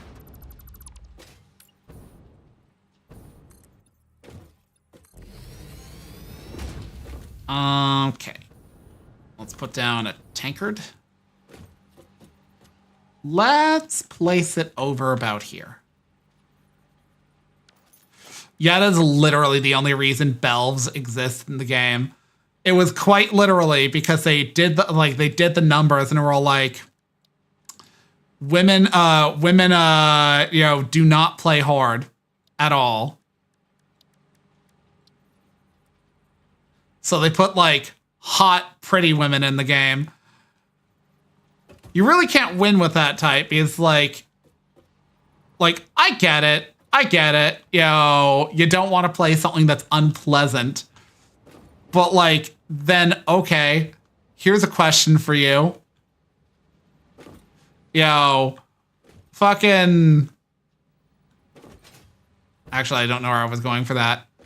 Actually, yeah, I do know where I was going with that. Why is it that y'all are always all like, why is it that, like, there's so much gender sexual dimorphism in these games? Why do they look like this? Why is it always like this? And it's like this because you bitches can't tolerate shit not being not being like that. Cheap ass hoes.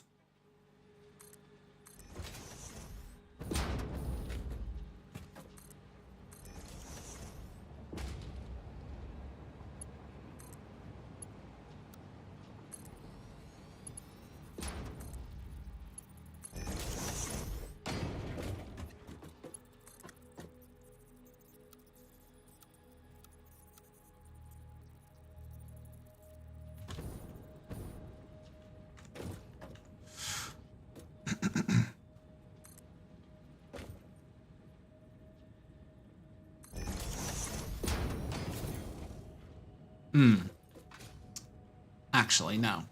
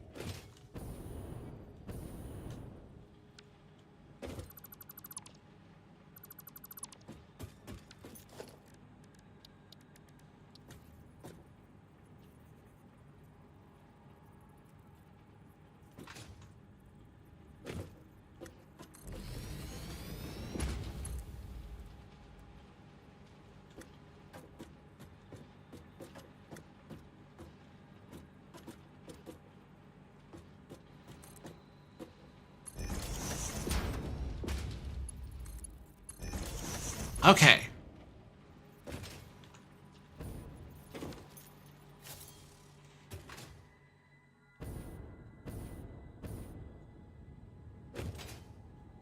Tank over there, tank over here. Yeah, the reason why I redid all of this on stream was quite literally, because I set this entire fab up on my off-stream file, and what you're seeing is the 2.0 blueprint in my head of how this is all supposed to go. Originally, the piping was all interconnected, but no, you can't do that. Why? Because even though I'm not producing more than 600, and these are all Tech 2 pipes, these things were starting to get fucking backed up. So infuriating. And I was like running around, putting in fucking like stents into like clogged arteries. This time, I'm doing it my way. Well, I was doing it my way originally, but still, you get what I'm saying. Okay, so.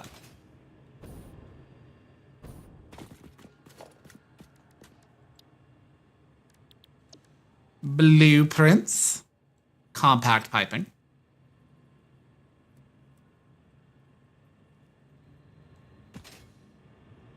Let's see. 612, 1824. No, that's too much space. I'm going to make this in a group of fours.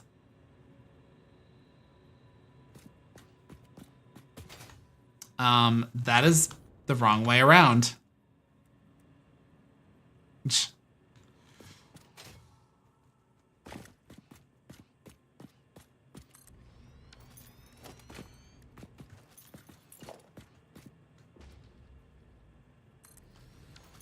So I just finished book 1 of part 4 of Ascendance of a Bookworm, where Mine wakes up from being in basically a coma, and 2 years have passed, and she's told by Ferdinand, "Yo, wake up, librarian! It's time. You've got a school to go to." And he totally took off his glasses as he did that. No, he didn't. He doesn't wear glasses, but he does have the same hairstyle, so, you can work with it. But anyways, she goes to school and is basically told she cannot go to the library until she passes all of her classes. So she, the way it works at this school, I'm not sure. I suspect not. And the reason is because up until now, for the most part, they've kind of... they kind of basically, how to put this? They adapt chunks of a season. So, the first season adapts, the first several novels, which are, her in her commoner era. And I want to say it was split. It covers her entry into the temple, but then the second season covers her first few books in the temple. Then the third season was like the latter part of her, period in the temple. I said. Blueprint. No. Oh. Right.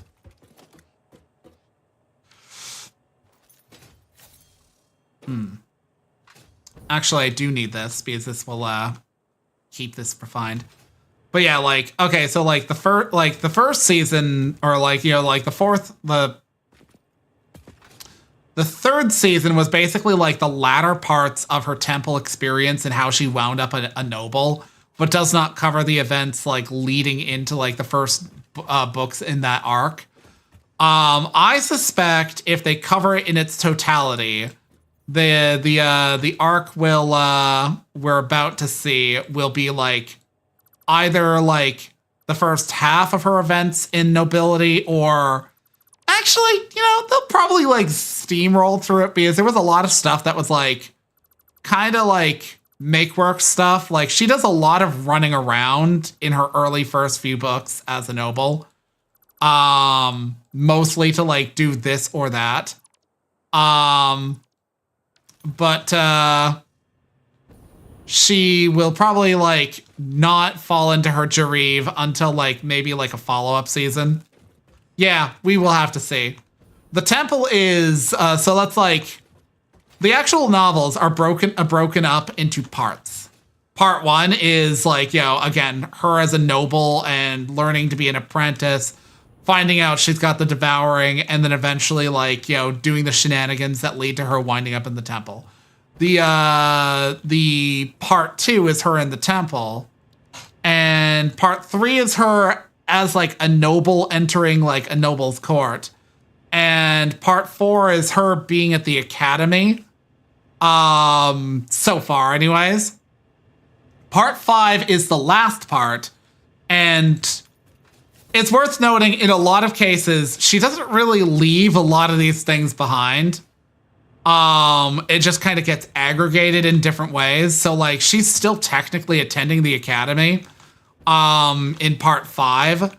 In fact, there's a spin-off novel series called Hannahlore's First Year, and that's like a side character who does some shenanigans apparently involving trying to rewrite time because she's in love with the character. And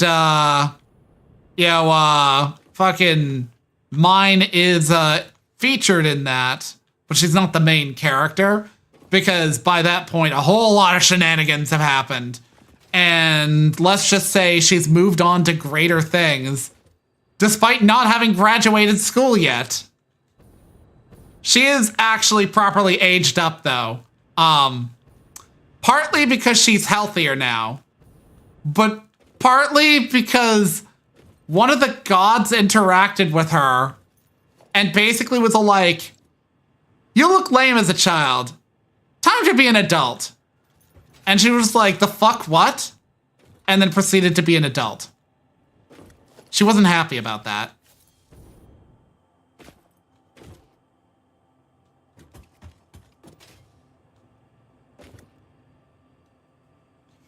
Let's see.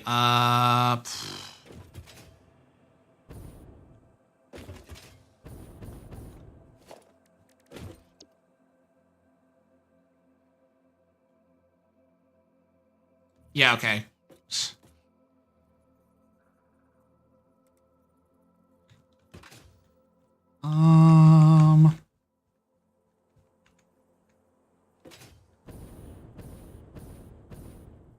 Why did I oh wait, yeah, that's why I deleted the pipes.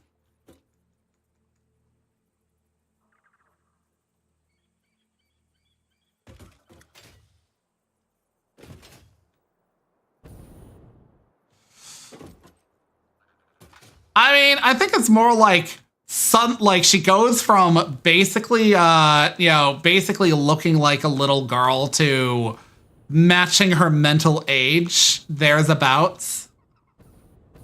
Which admittedly, she was in her early 20s, but actually, I don't think she was like aged up to like 20-year-old, but like still, she goes from like little girl to, you know, actually like looking like closer to her proper like teenage age.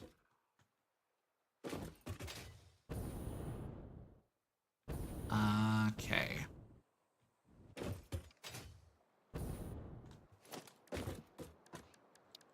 Production, refinery.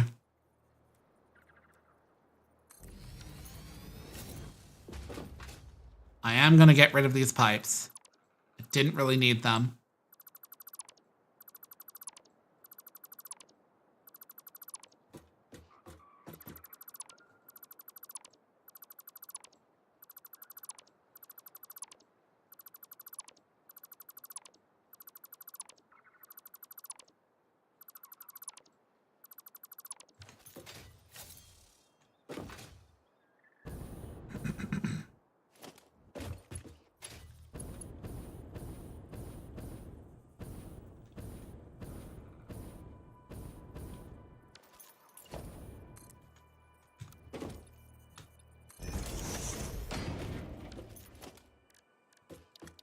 Organization, fluid buffer.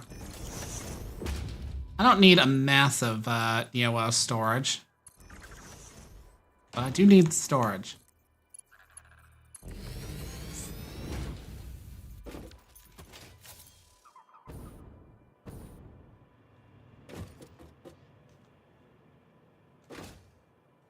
That may cause problems, it may not cause problems. I don't know.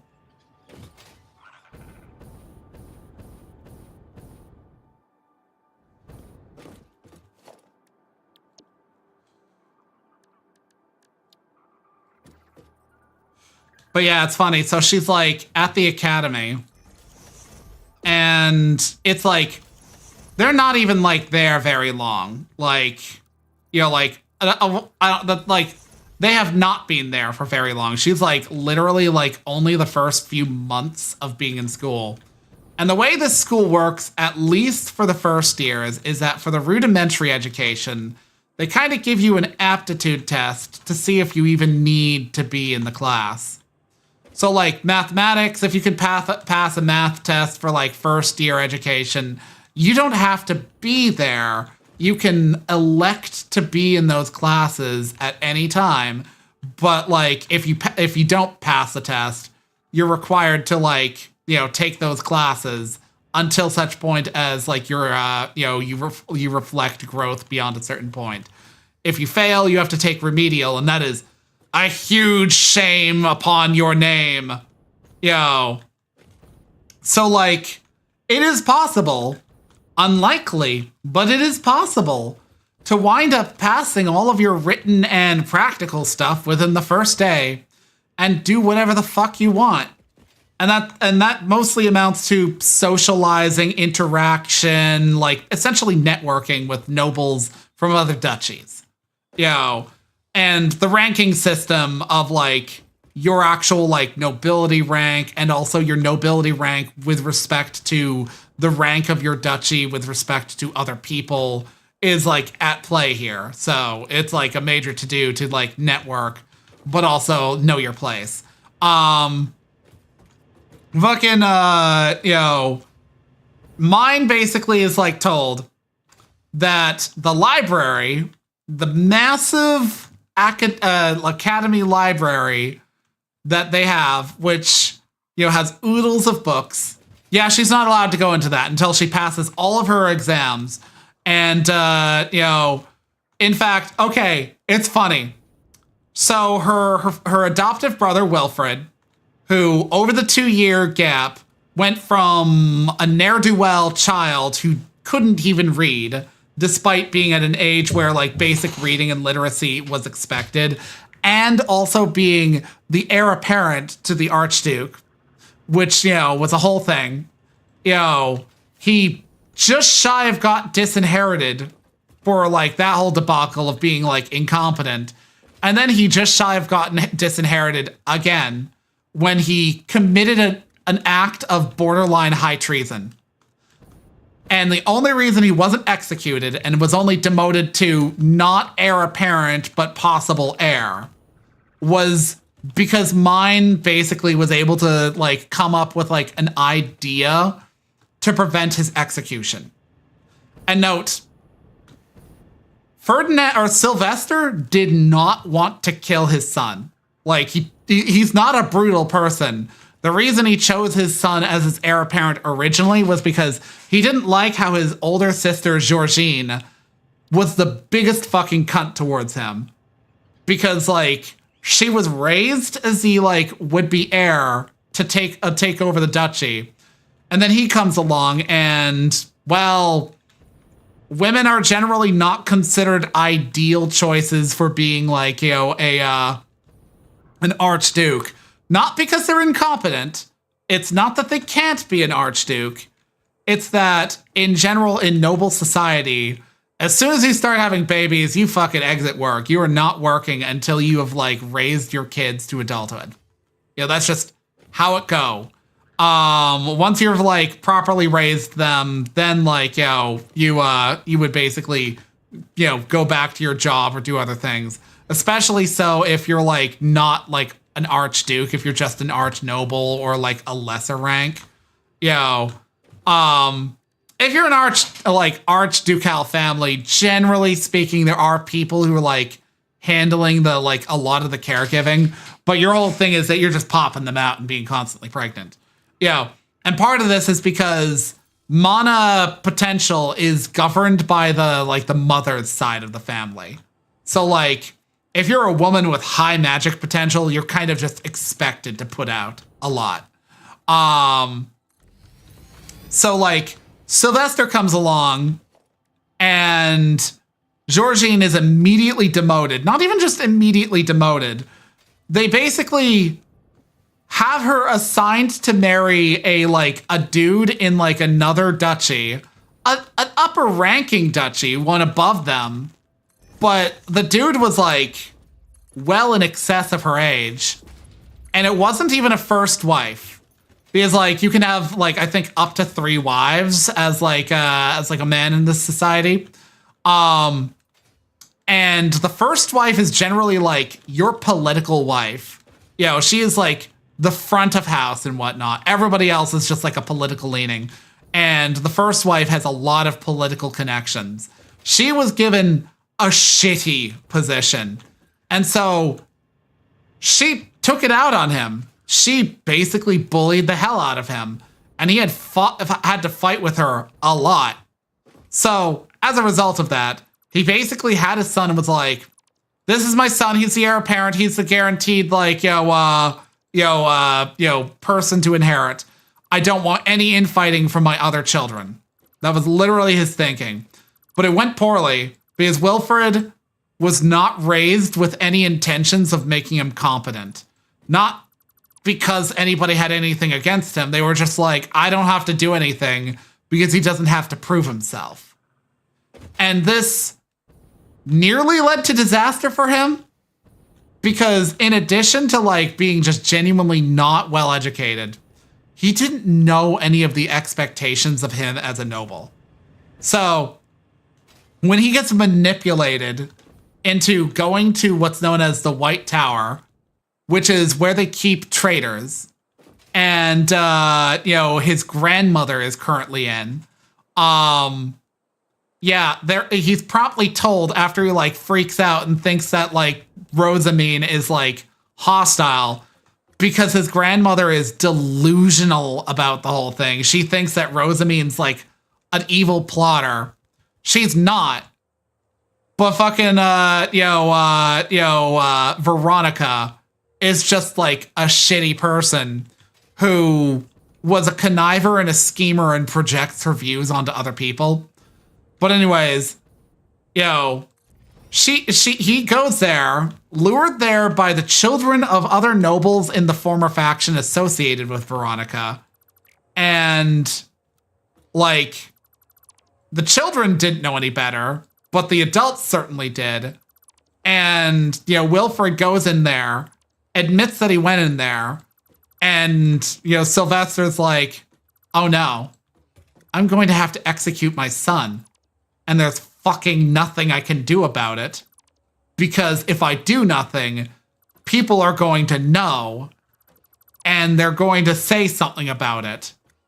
Yeah, it was like a whole like kind of odd way of trying to like do a politic, because like the general hope of the like the Veronica factions, like Remnant, which basically got a boost from like patronage from Georgine and Arenbach, because she came to visit briefly.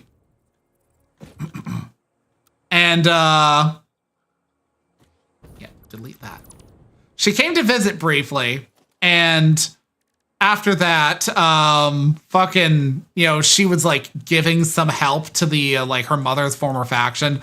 Not that she cares about them. She hates her mother. Like, genuinely does not love her mother, and like looked right at her in a cell, freaking out, and was like, "Okay, I've seen what I need to see. Bye, mother." Yeah, quite literally like that. So like they were hoping that like Wilfred could be a useful pawn to them, but that they fully intended to like throw him away at like a moment's notice if they needed to. But like, yeah, it didn't go well for them, because all those associated with that essentially got like hefty like limitations put on their ability to do anything in their society. And the same happened to their children, unfortunately. So these children in the Veronica faction have no idea why this is happening to them. Only that for the last 2 years, they've basically been persona non grata in their own society. Not like stripped of their rank, but like very close to.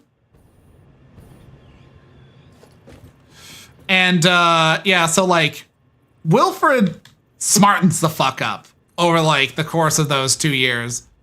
And to a certain extent, I say to a certain extent because he basically gets told by Ferdinand, who has been educating him significantly in like Rosamine's absence, that if he is to get Rosamine to you know, complete all of her exams before like, you know, the winter dedication in the temple, which she is needed for, he's going to have to bait her with the library.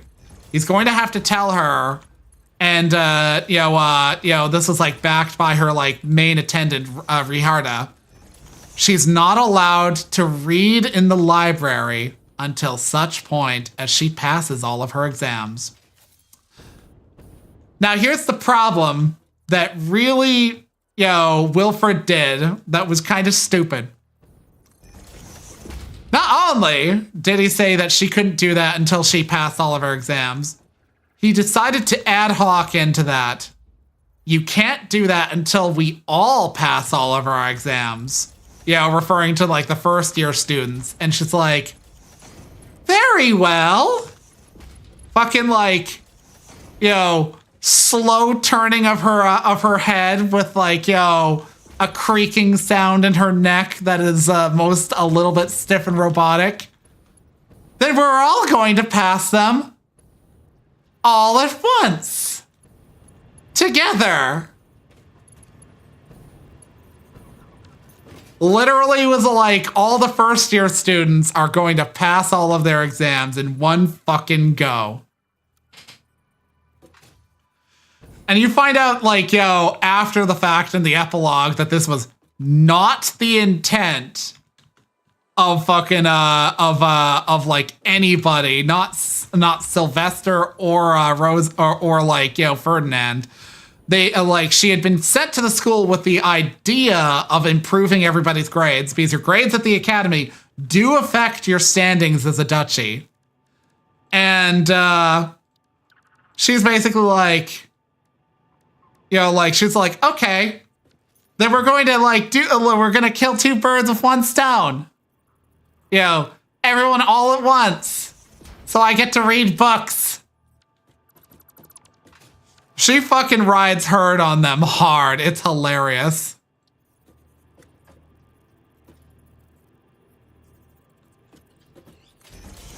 And the funny thing is, while it technically applies to the like the first years, the second years are also kind of catching it because when she registered at the library, which, by the way, she wasn't allowed to read in the library. She was only allowed to register.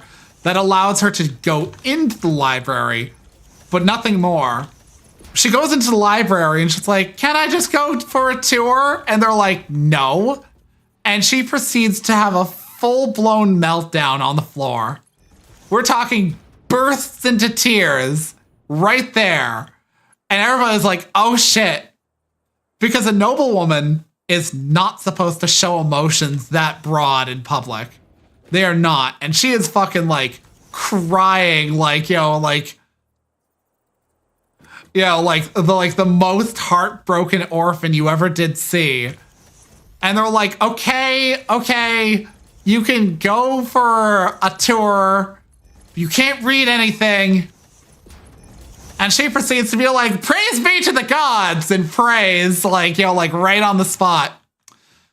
And accidentally unleashes a blessing, which proceeds to activate these ancient fucking magic tools in the library. They're called Shumil and Schwartz, or not Shumil, Schwartz and what are they called? Ascendants of a Bookworm Wiki. Schwartz and Ways. They're basically two rabbit-like constructs of no known actual gender because they're constructs. They can talk, but they're constructs. And they were basically library assistants, but like up until recently, because of like the dearth of like, black and white, they are colored appropriately. Basically, oh yeah, I need more space, like a lot more space. So yeah, they're colored appropriately and whatnot, but they proceed to wake up, and up until recently, they've kind of just been kept under lock and key because, well, basically due to like the purges after the last Civil War, that there weren't very many arch nobles to power them, which is what you needed. The current librarian's a med noble, and all she could do was kind of just keep the lights on. That's all she had the power to do, and maybe like keep their protections in. Which is why there shouldn't have been any way for Rosamine to like activate them, but they did. It's all a whole huge mystery. It's funny too because like, again, I mentioned like they had to pass all their they passed all their exams in one fucking go. And that's basically unheard of. In most cases, there are like at least a few exams that are like more practical that you do not. One of it, which is etiquette. And like in the etiquette class, they go in and this very refined woman is greeted via the students. And in terms of rank, those of higher rank greet her first. When they greeted her, which it goes something to the effect of, in honor of the goddess Shusaria or whatever, like, it's usually the seasonal god. So if it's summer, it's Link. I'm gonna look that one up because they're all like vaguely German names, though I don't think they're actual German words. The god of fire and summer is Leidenschaft.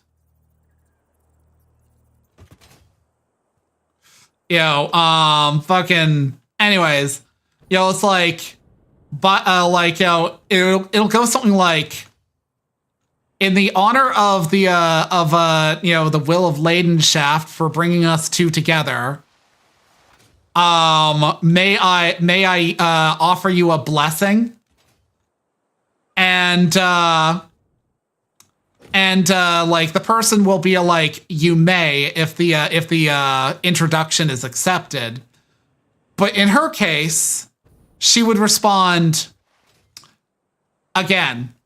Like, quite literally try again and, like, get them to redo it. And all of these people kind of got a little bit flabbergasted by the moment and ended up having to sit the class. Wilfred goes up to her and does it on, like, the, the third go, I think it was. He did the introduction, but he was ultimately passed, like, eventually in the same class because Rosamine was like, imagine that Uncle Ferdinand is watching you right now. And he's like, stiffens his back, puts on his, like, best foot forward. In the case of Rosamine, she's, does the introduction. It's told to repeat it. And she's like, as you wish, gives a brighter smile, does it again. And she's like, approved. And then, like, they go to have tea because it's like a whole, like, you gotta, like, be graceful while having tea. And she's, like, given an attendant to, help her for this whole thing. But the dude brings along a chair that's too big for her.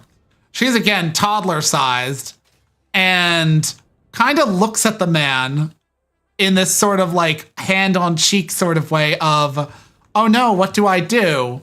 And the dude just blank stares at her, like, gives her the fucking, like, the Gen Z stare. And she's like, oh, I get what I'm supposed to do. Because, like, the teacher proceeds to be like, is there a problem? And she's like, is this attendant new? If he is, please don't scold him over much. He must not have known that I have needs for accommodations. And she's like, oh, what a shame. Yes, he is new. And, like, immediately accommodates her. But, like, basically the whole thing was, if somebody fucks up, are you able to gracefully say, hey, there's a problem here, without insulting your host for the fuck up? And she proceeded to successfully do that. When it came to, like, the magical applications classes where she's supposed to demonstrate her ability to charge a shard of face stone with her mana, she had some problems with that because she's wearing enhancers on her limbs, so she's not a complete invalid after being in the Jareve. But the problem is when you pick up a phase stone with that in, like, with those equipped, they immediately turn to dust. Like, she picked them up and they immediately crumbled to dust in her hands. And she's like, what the fuck? And then the teacher's like, all right, yeah, you're wearing those. Don't worry about it. That stuff is actually valuable. So, just give that here and I'll give you, like, another phase stone. She went through, like, 5 of these phase stones before this, like, realization on her teacher's part, by the way, and was able to, like, do that. But, like, she still had some other additional, like, magic aptitude stuff because when you're in, like, first year, that's when you get your Stappe. SCHTAPPE. It's basically your magic wand, but it's also kind of like your marker as a noble. It's a foci that allows you to use your magic more efficiently. And having it is what marks you as a noble. If you don't have one, or you do something big enough to fuck up that gets yours taken away rather than just you being killed, you're no longer considered a noble. And your only hope is to enter into the temples. Let me bring that up. SCHTAPPE. SCHTAPPE.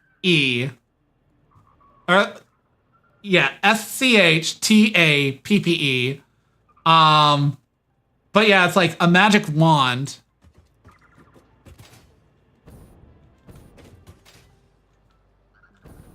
And it can be really any shape you want it to be. But for, like, utility applications, it's better to just go with, like, a simple, like, implement. Because when she gets to, like, the class where they're, like, shaping their Stappe, it exhausts a bunch of the students who spend all their time trying out different forms It doesn't exhaust her because she's got like mana to spare out the ass. But before you can even get your Stape, you have to go into the temple in the academy, go into the special fucking labyrinth inside where you just kind of walk until you personally see the like your divine will is what it's called. It's like a special face stone specifically given to you. And the thing is, only you can see it. And only you can touch it. And only you should be touching it. If anybody else touches it, they may corrupt it with their own mana, and you will wind up with an inferior Stape. And like, she was just walking through this place for fucking hours at like standard speed because everything in there is kind of just draining out her mana. And she finally finds it, but she's so fucking exhausted by the walk that she passes out. Right. I'm basically bouncing around doing nothing, so let me, while I'm talking, I need to refocus myself. Right. Power plants.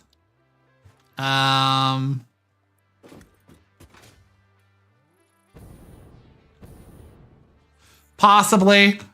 The words they use for changing the Stape into things, though, are, I think, actually, like, used in, like, they're used in either German or French. Like, you can turn your Stape into a pen by saying stilo, and you can turn it into a knife by using the word Messer. Which, if memory serves, is just the German word for knife. And a sword, but only because the sword is knife-shaped.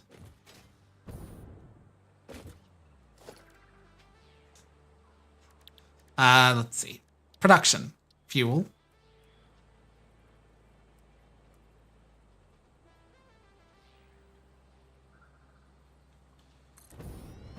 Okay, I need to make a fuckload of these. No! I'm gonna have to set up a rubber catcher.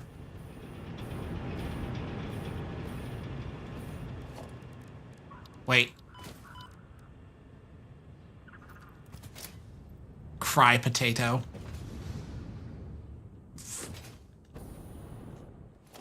My options are go back and get a thing to store rubber or store rubber in my inventory, and I do not have the patience to store rubber in my inventory and clean out my inventory every 5 minutes. When I say a fuckload of these things, I need to put down as much as 67. And yes, I said the thing. I said the words of Chonka's people, 6-7.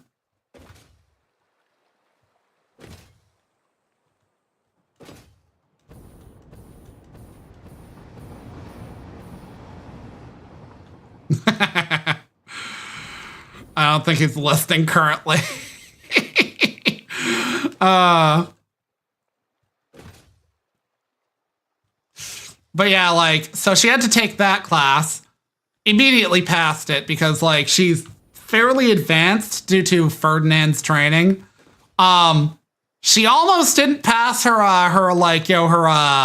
high beast summoning class, not because she couldn't summon a high beast, but because the teacher for it is a jolly old bitch who's like screeching at people and being like really harsh, and then like was like being like really obtuse with Rosamine. And then like Rosamine's like, fine, I'll show you I can summon my high beast, and she summons her panda bus. But again, in this society, a panda looks like what's known as a grun. And gruns are like a fey beast that nobody wants to be around because they're very vicious and they stink. They stink real bad. And like most women are like disgusted by them. Unless they're young enough to not know any better, at which point they find them cute. But like in the case of like Rosamine, she turns it into a grun or into her panda bus, And this woman passes the fuck out and then started spreading rumors that she attacked her. But like she successfully gets past this because after the rumor passes around that she accidentally activated Schwartz and Ways, the magics teacher, who's also a former mentor of Ferdinand and a mad scientist herself, proceeds to be like, why didn't you tell me that you activated them? She's like, I didn't figure it was something you needed to know. And just like, I would like to see these creatures. And it's just like, and I feel like you'd experiment on them and I'm supposed to protect them. Just like, well, I have a feeling that the teacher who does high beast summoning will not pass you because she's claiming you attacked her. Now, I don't really believe that, but if you want to get into the library, you have to pass that class. Now, I can oversee your examination if you like. And it's just like, fine. I care more about books than I do Schwartz and Ways. You get to see me do measurements for them because as their like new owner, she has to give them clothes. It's a tradition. And she's kind of offloaded the designs of that to the other girls in her dorm because they're cute as fuck. And they were like, I wish to design clothes for them and dress them up.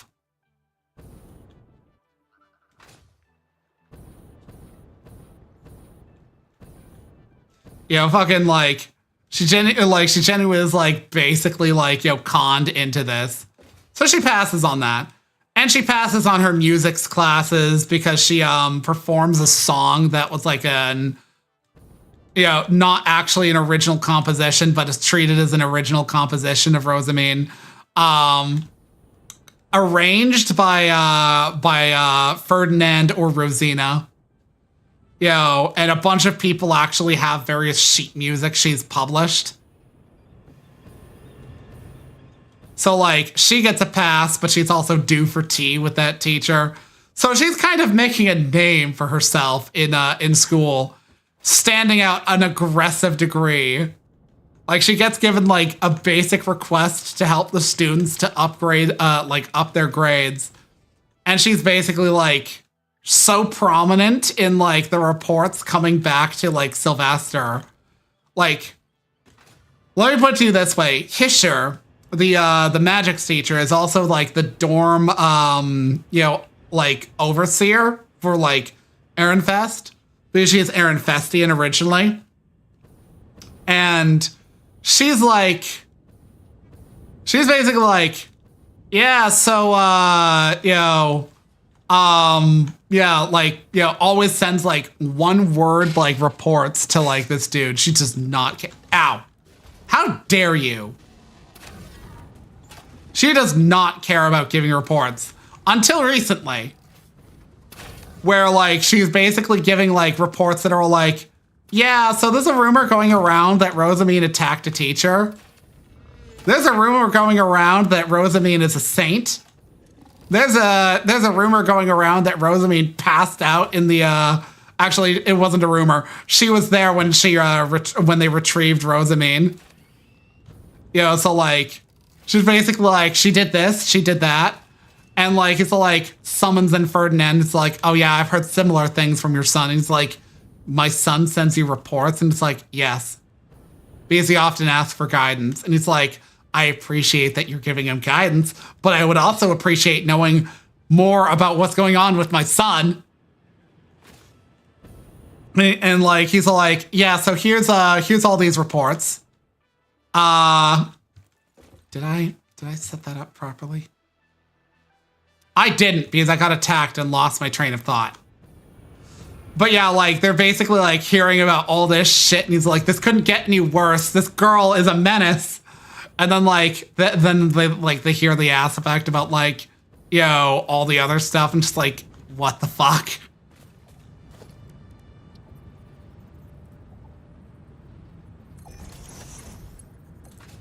No.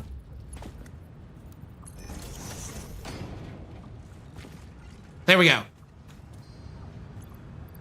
I will grab some rubber to tide me over.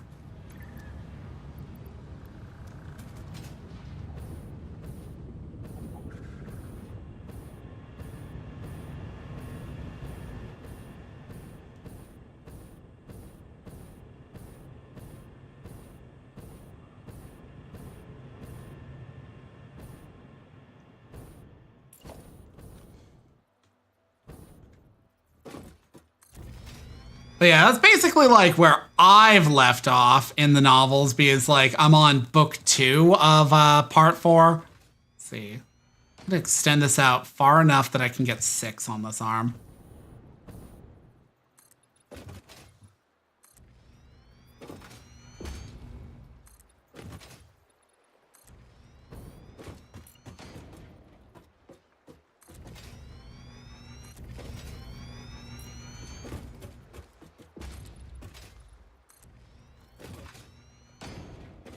Three, four, five.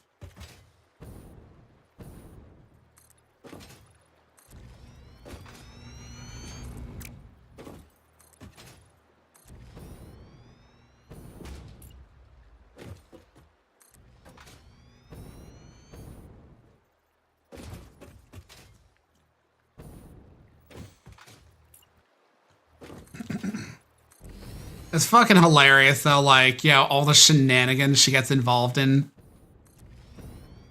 Especially because, like, it's not like she's doing anything wrong. She's doing exactly what she was told to do. Introduce trends, up the notoriety and fame of Ehrenfest, up its ranks. But, like, she's doing so quickly. Oh, it's also funny. So, at one point, they're made to interact with, like, you know, a bunch of the upperclassmen, one of which includes, like, one of the older sons of the current king, known as a Zent in what is their country's name? I forget, because it's like Jürgen Schmidt or something like that. Yeah, that is literally its name, Jürgen Schmidt. Their country is known as Jürgen Schmidt. But, like, okay, so... Fucking, Let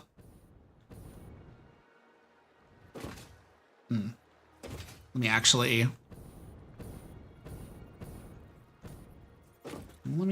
Yeah, okay.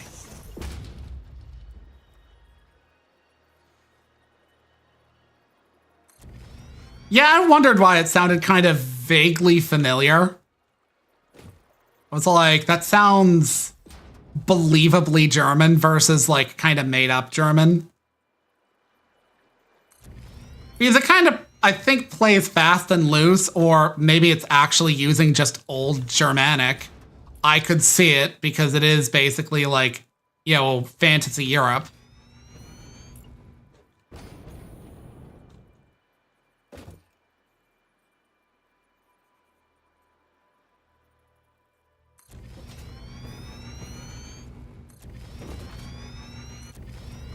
So it's basically like just an outright common German name. That's honestly kind of funny.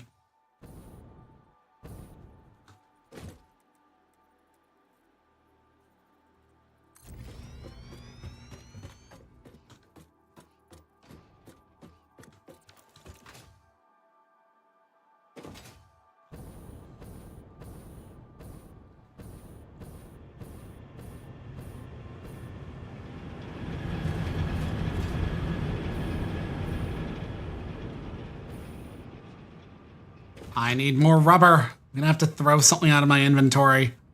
You.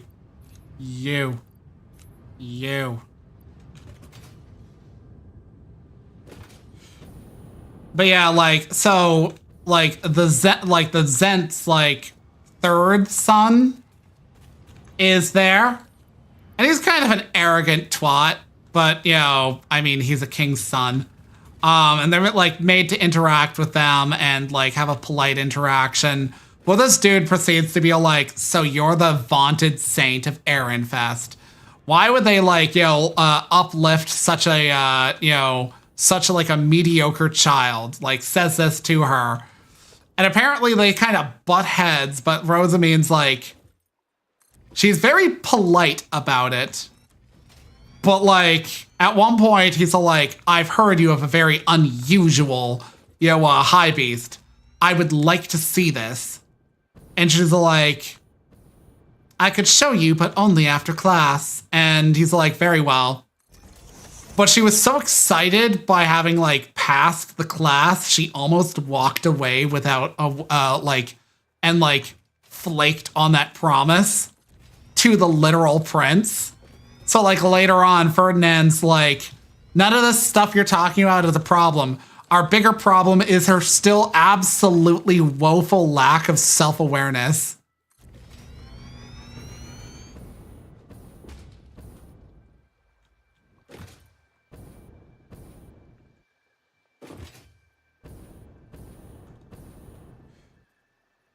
Fuck it. I'll put that there. No. Wait. Yes. 6, 12, 18, 24.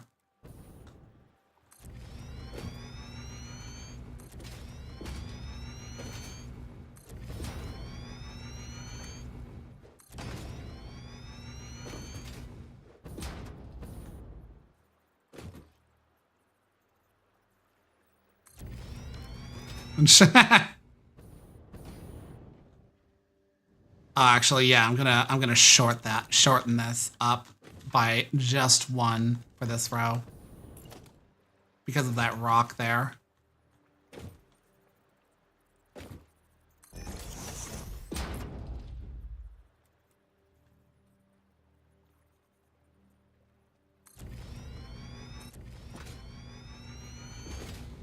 I see they did not change that aspect about the boxes.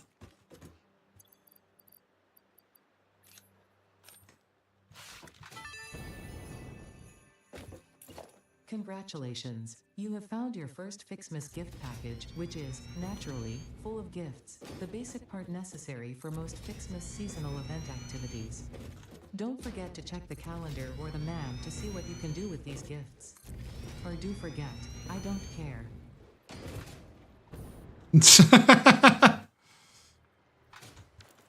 Spicy big mad that she has to deal with you fucking running around trying to build a Christmas tree.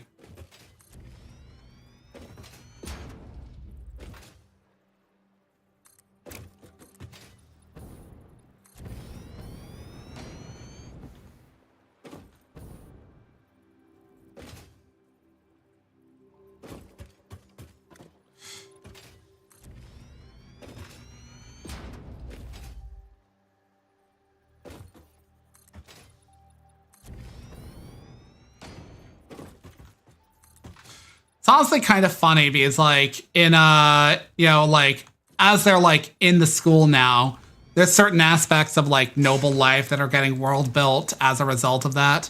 Like nobles play this game called Ditter, and it's basically like different iterations of like, a glorious noble's hunt. Like they'll go out and hunt fey beasts. But generally, like the rules will be different depending on certain things. Like, there used to be a form of it known as treasure stealing dinner, and the idea of it was that you would form basically like individual houses. Well, okay, you'd be part of your house. You'd form a sort of like a base, and you would capture a fey beast of a certain quality, and then you would hold on to that while trying to grab everybody else's. It's basically capture the flag. It's capture the flag, but magical. Like, it really is that simple. But the thing is, this fell out of vogue because, well, there aren't that many nobles in school anymore. So now the popular method du jour of playing Ditter is speed Ditter, which it hasn't been explained yet.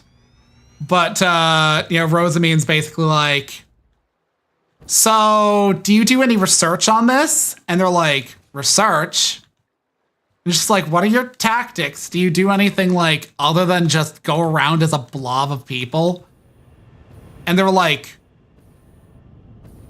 most battles aren't that slow. And she's like, yeah, but some fucking are. And proceeded to like reference one that shows up every winter. It was the one that she got her like winter stone from. Let me see. Jareve, I want to look up the name. It is... Oh, the Lord of Winter was just called the Lord of Winter. Okay.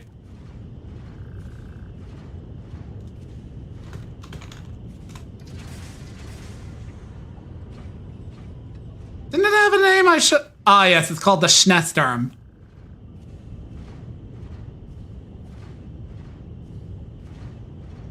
Or...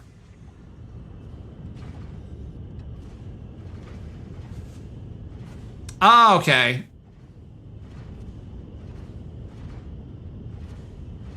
Schnesturms are a type of Fey beast, okay. So basically, like, the idea behind the Lord of Winter is that every year, a Fey beast of some variety, it's non-specific, basically gets uplifted to the form of what's known as the Lord of Winter. And killing it is, like, actually, like, a prerequisite for letting spring come back. And also, it yields valuable resources to the knights who kill it, so there's that too. But, fucking, did that go in too far? Yes, it went in too far. She's basically like, that's not a quick fight. That takes a long time. You have to use tactics for that. You have to actually be aware of what you're doing. You have to, like, have knowledge on things, and proceeds to advise them to start recording shit. Though they're kind of less than enthused because they're assuming, like, they're automatically just like, you don't know what we're talking about. Yeah, like, it's kind of odd that they didn't have the information. That's one of those things in this setting where it's like, you'd think this shit would be axiomatic, but then again, fucking Senzu, wrote The Art of War, and it was literally some basic shit like maintain logistical pipelines, use spies,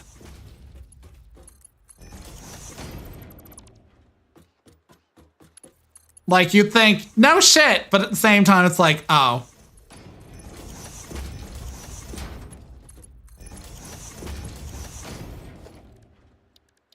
Production.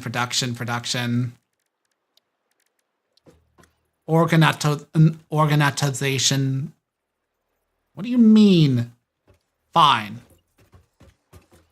I'll make another layer so I can have a pressure fucking thing.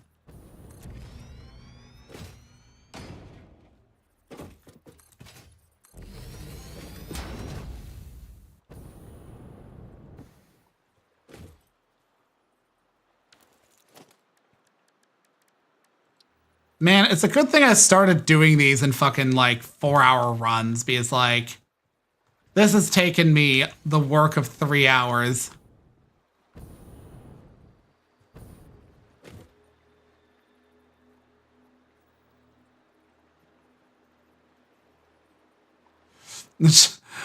That is a very Chinese tactician way of going about things. I fully get why, a lot of their fucking, shit is, millions of people died, and, historians are like, no! I know those aren't proper metrics. How do you know this?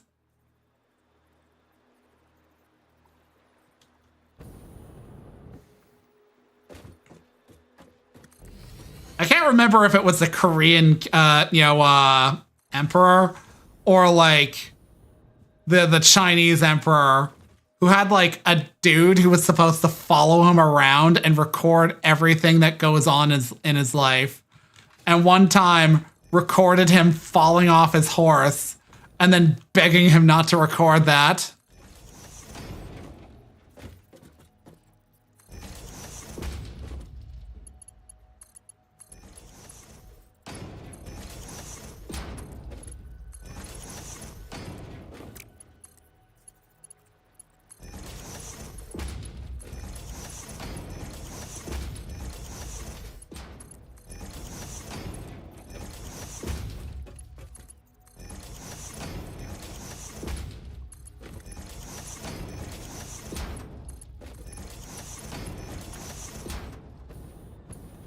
Okay, so I've got 5, 10, 15. 15 over there.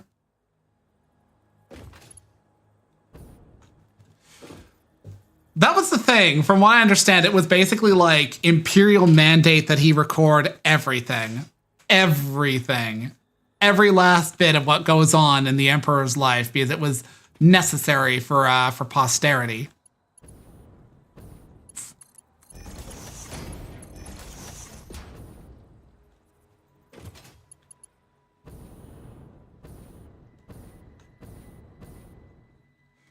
Okay.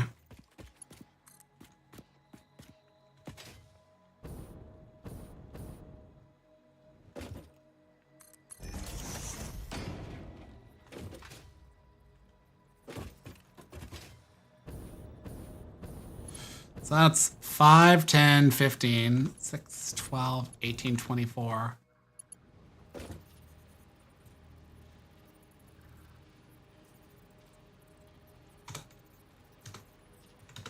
Okay.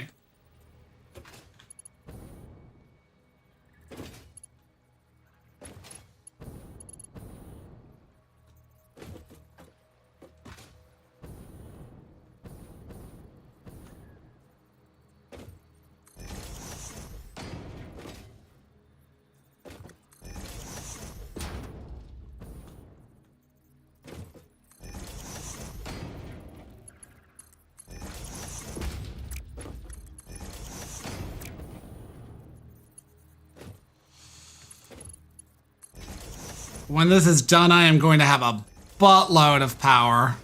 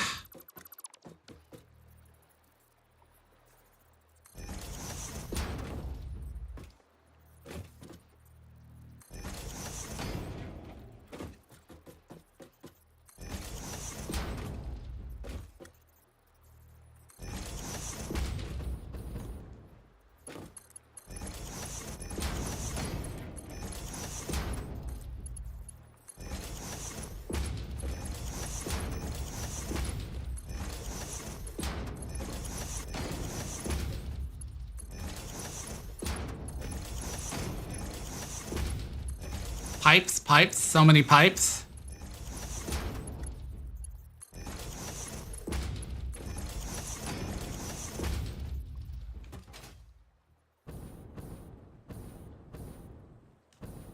Connected, connected. So again, wait, no, that's 5, 10, 15, 20. Add an additional 5. That's 4 rows of 5. Plus 4 rows of 6.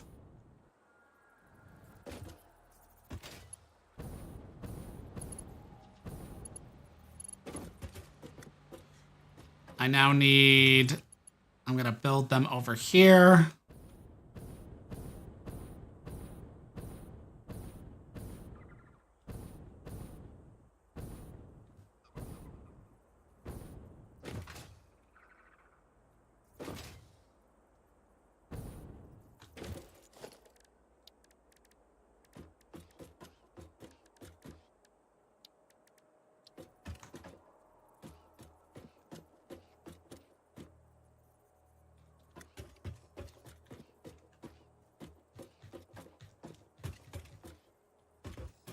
Oh.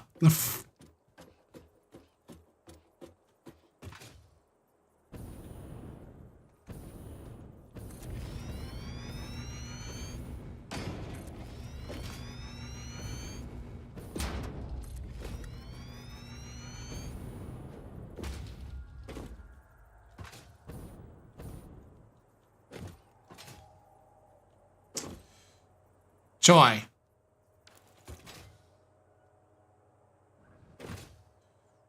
I need copper.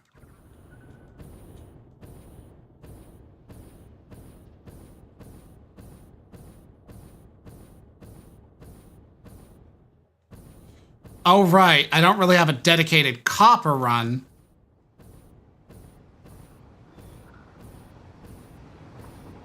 I wonder. Ow. Copper ingots. Okay, so I have a recipe that I probably can pluck out of the MAM that will allow me to produce a lot. Oof, what are you being shocked by? Actually, no, a better question, why are you being shocked by things? Like, what bare wires and, like, you know, ungrounded electrical are you touching?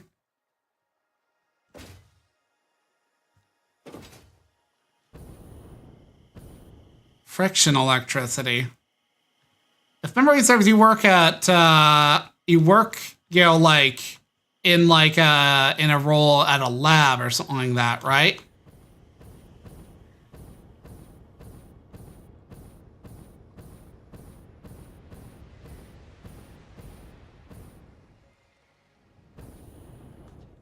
Because I remember you saying it involves chemicals, but I can't remember you saying, like, what it specifically was.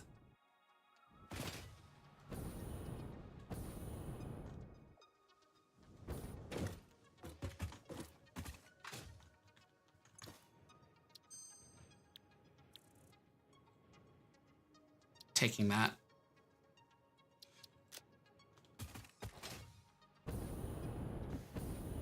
Yeah. That makes sense. There's a reason why, like, 1,000,001 things out there will basically be like the Canadian and also American Electrical Code, if memory serves, basically involves, like, huge contingents about, like, grounding electricity. And part of this is quite literally because, well, things with friction generate electricity. Like, anything that moves and has friction generates electricity. This includes fluid and pipes. Let's see, is there any water around here? Copper sheets.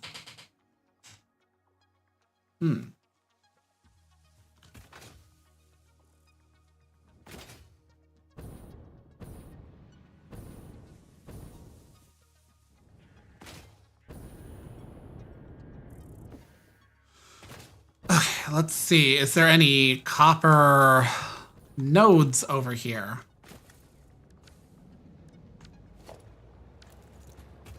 Right. It's been a while since I had to do this.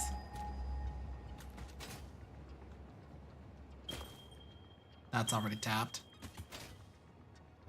That is not tapped, but that's kind of a far ways away.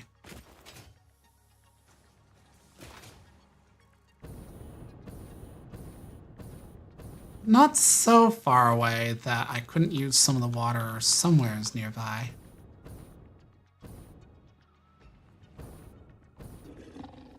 Fuck off.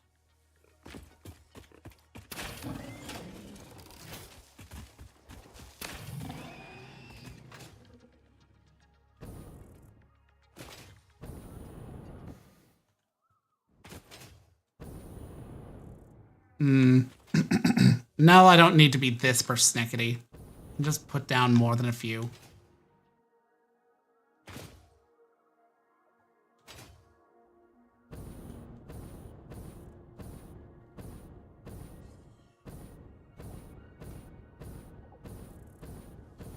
I was like getting so distracted there, being like, I'm gonna create a whole fab line for copper, and it's like, you don't need to do that. You don't. Foundry.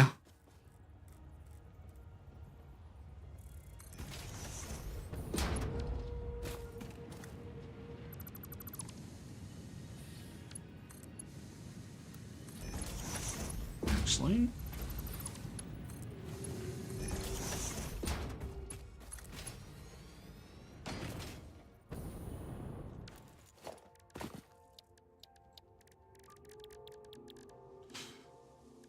Production, miner.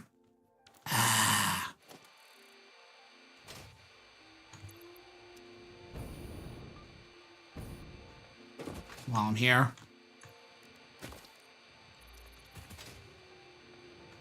Only deciphered like a handful of those things.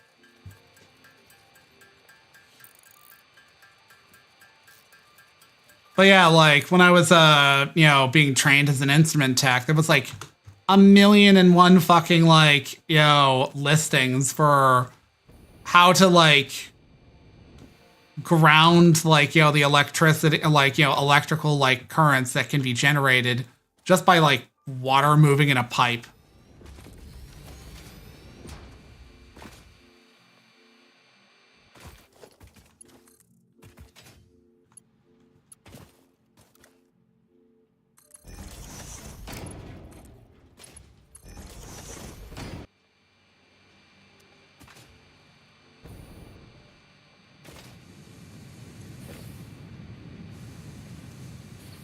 Already.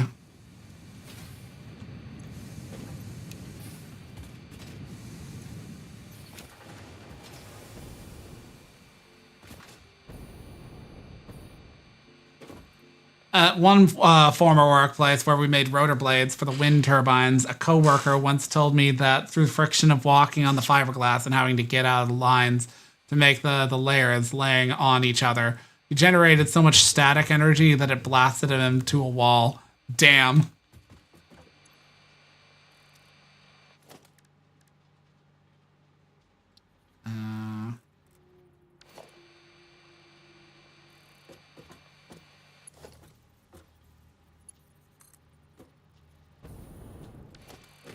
Actually, I will create a refinery. And I will build it over here.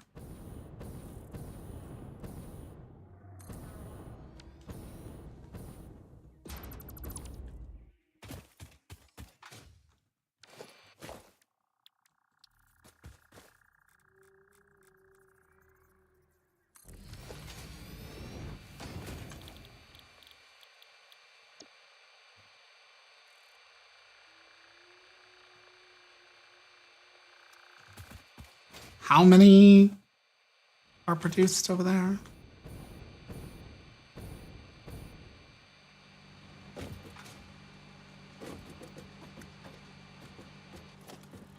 Is this conveyor belt? Has this conveyor belt just been shitty this entire time? And I didn't even notice? That's hilarious. And more than a little bit annoying. 100. Yeah, okay. I don't really need to invest much.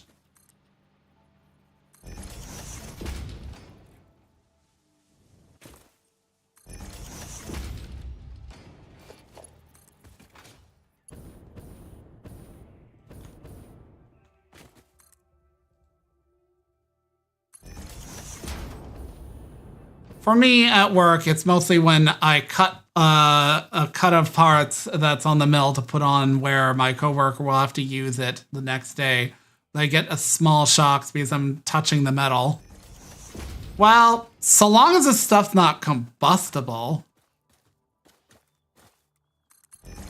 Like, that's where, like, a lot of the issues come from. The idea that, like, stuff can just decide to be, like, too dry that day.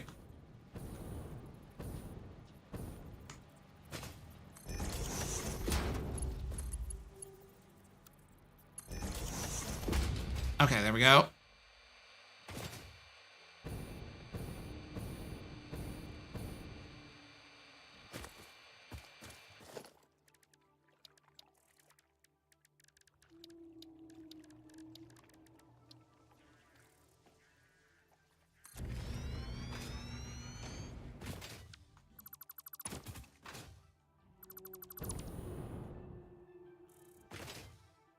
Desperate times.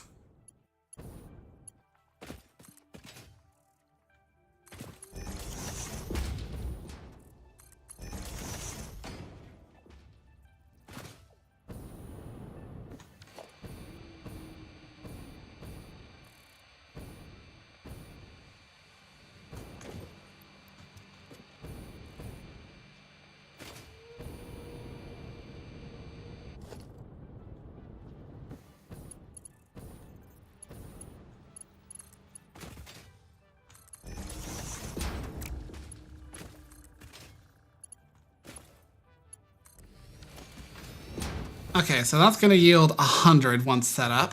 I'm going to set you up to...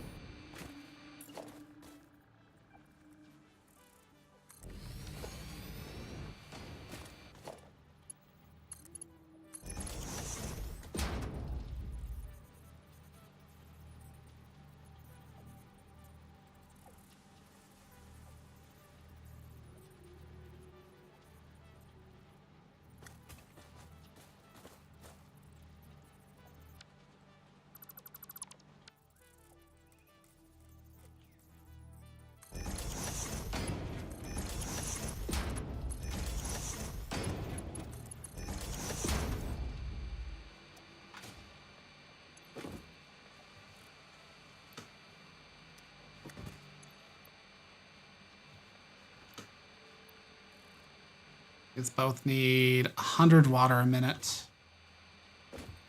It's natural rubbed mixed with chemicals that then allow it to be baked in an oven. So to get that to burn, you kind of need a bit more power. Yeah. It's kind of one of the things like, I used to work in a flooring factory and there was like a lot of stuff with like whirring blades and whatnot. The actual electricity it could generate, was pretty substantial, and you're surrounded by... One sec. Go away, EA launcher. Go away. You're surrounded by a lot of, like, static, but also a lot of, like, powderous materials.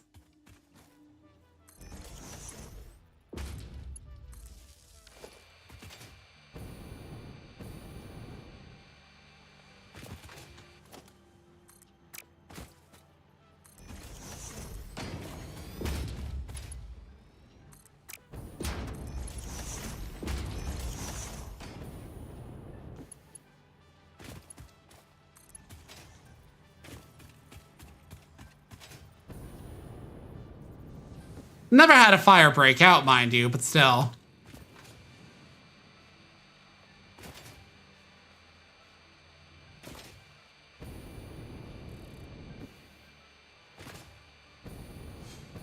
Not for a lack of possibility, though, because, like, some of the chemicals we would use there, one of the things we would make was, like, basically, like, our whole thing was, like, hardwood floor. And we would like coat that in a special like sealing wax and whatnot and like stain it. The thing about the stain and certain types of it is that, it's got a, I believe the term is endothermic reaction. That is to say, it like generates heat all its own. During the summer, it's possible for a bucket of rags to burst in flames. Apparently, one of their previous providers for a product was like a warehouse in like California or something like that. A canister of this stuff burst open or like got a leak and rolled on the ground, and that like collective stuff caused the fire.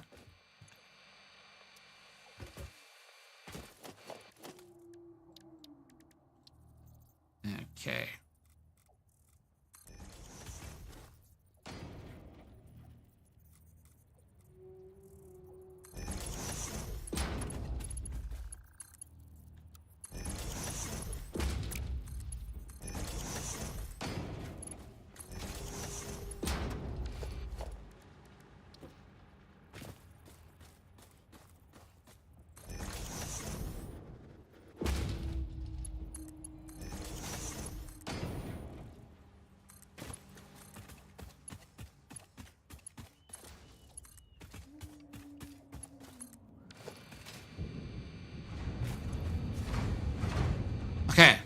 there we go.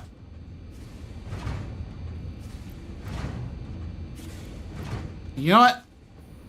I even desperately need materials now.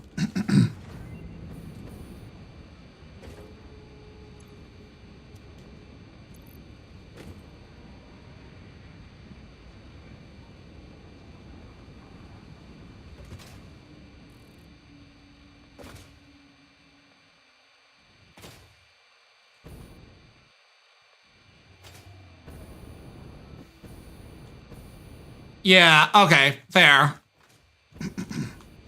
I never could quite, like, I don't know. I think it's mostly because it was always explained awkwardly.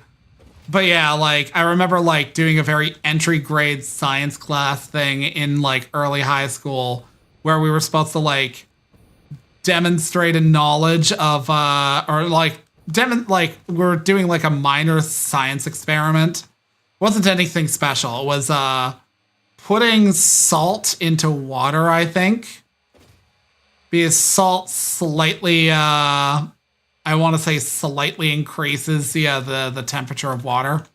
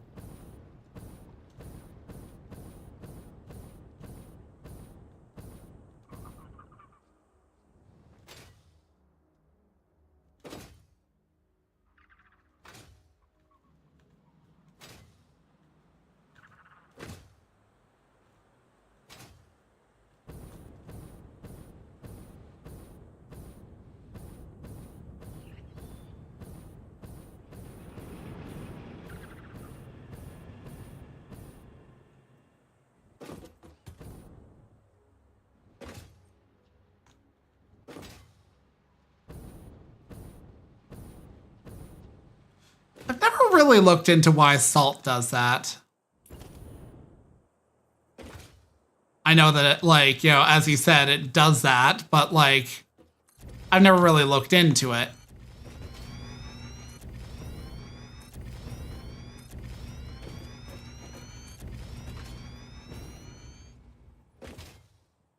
Okay, so this is a run of 3, 4, 5, 6, 7, 8, 9.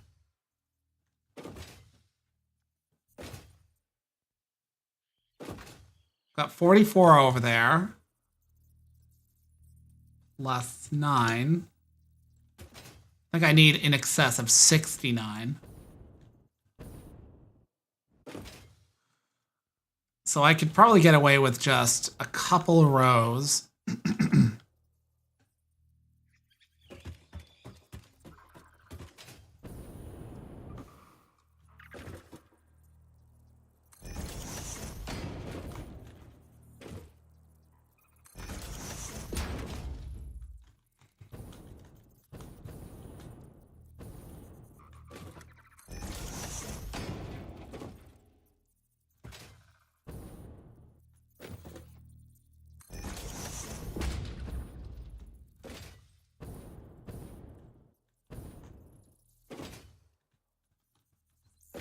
True.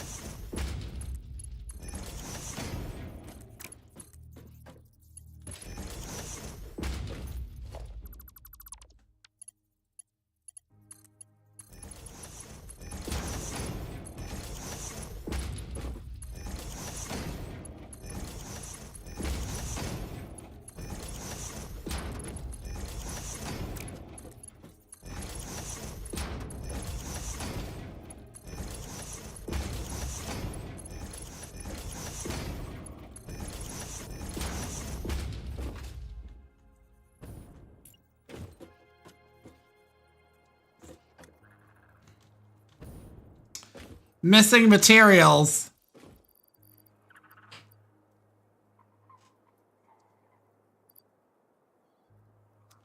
I need to... I don't have motors being on the make anymore.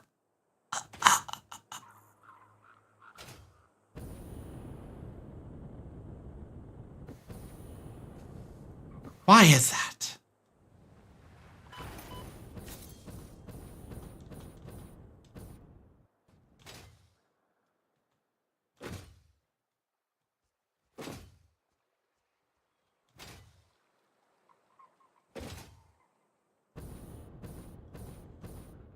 I blew through all of my motors. My supply of motors. Why are there 3 cars on you?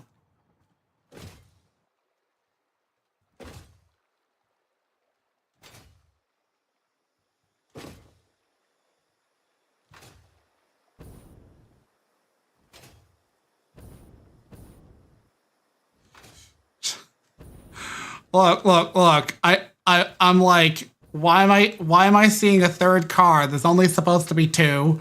There's only supposed to be like 2 with stuff in them. Maybe I did properly, like, set up already the black powder, so that might be it. Though I still need to set up a receiving spot.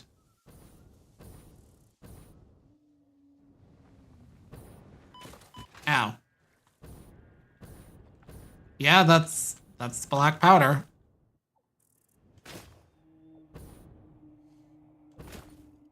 Okay. Motors.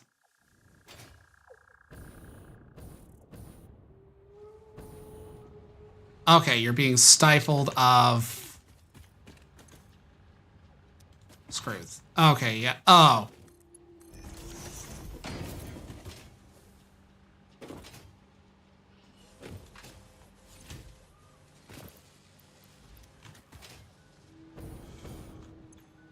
I'll retrieve these later.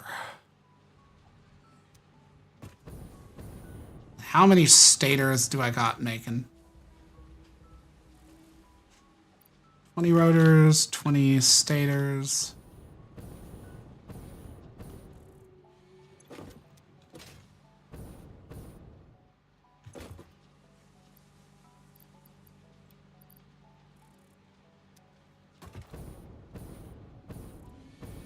So I've got 25 over there. Got 9.6 over here.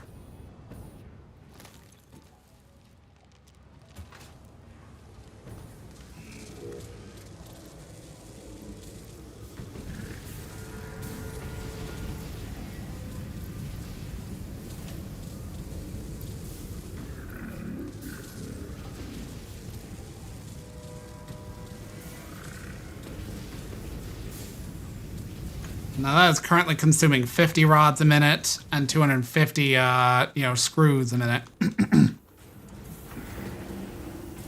Yeah, you're fine for that. What about rods? You are no longer being supplied rods. Why?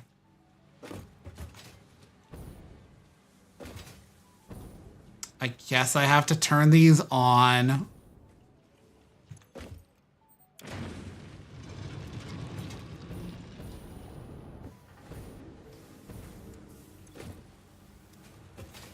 $15.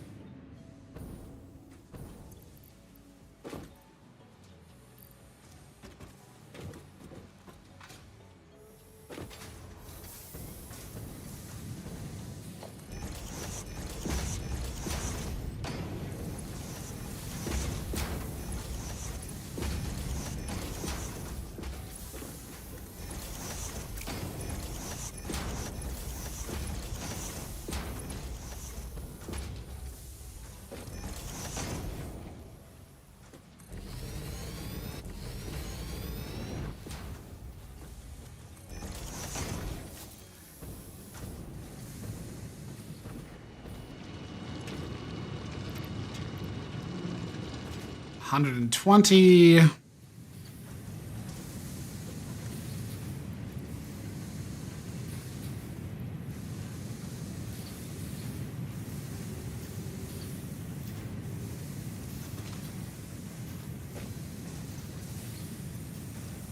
$60.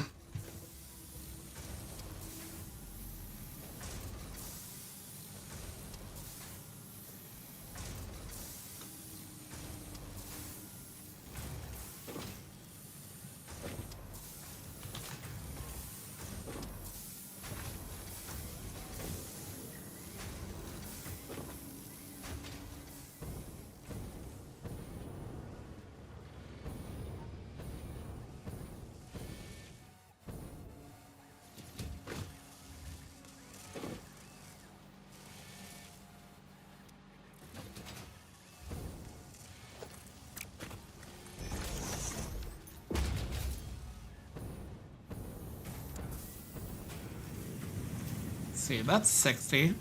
Let's increase you to...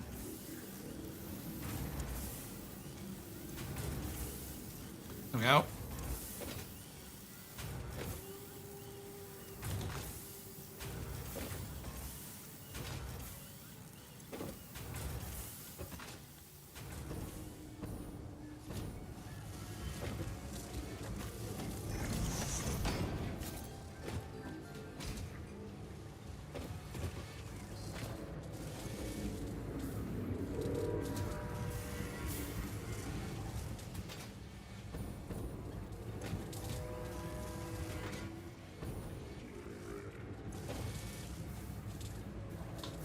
This is exactly at capacity.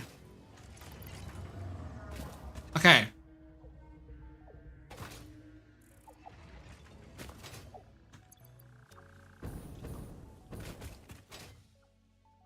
Had to turn those back on. I turned them off to allow them to kind of accumulate or like, you know, like drain off. But like, honestly, I've been doing so much shit up in the oil fields. You're not wrong.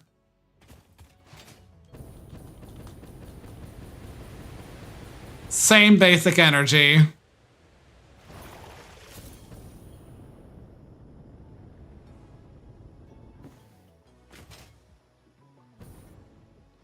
That reminds me, I'm actually for a change on top of the you know, the event up in FGO.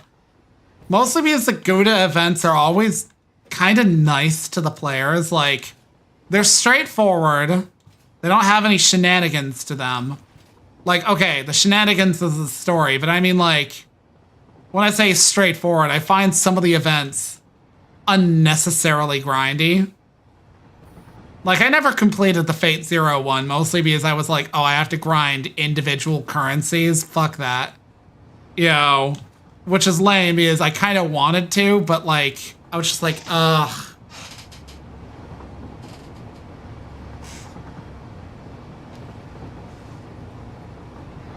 But like the Gouda event, they're always pretty much like, do quests, kill X amount of things, get X amount of points. I think, I remember the one for like that Ryoma released through was like a really straightforward one that like, it was kind of a blessing because I fucking ground my way hardcore. I was like, I need to get up to date. I need to get up to date. And proceeded to like blast through Camelot and fucking Babylon. I paid attention to the story and I did not. I was late for that. It's whatever. I'm there for the welfare servant and not a whole lot else. Which is funny because as cute as she is, I probably won't use her. Not because she's necessarily bad, I don't know. But because she's a quick card servant. My main bag is arts. And I'm sure I could make a decent arts team with like, the one fucking quick card servant, but like, I rarely try to mix and match, and if I do, I mix and match with Arthbuster.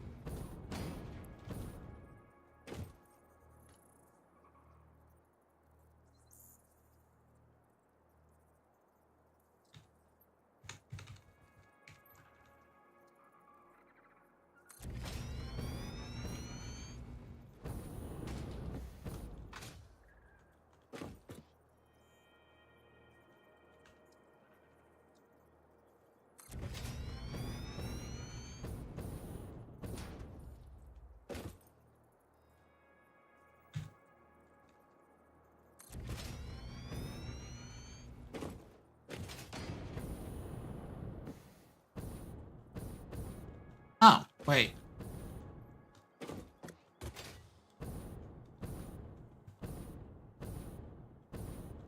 That does indeed say that is indeed 9.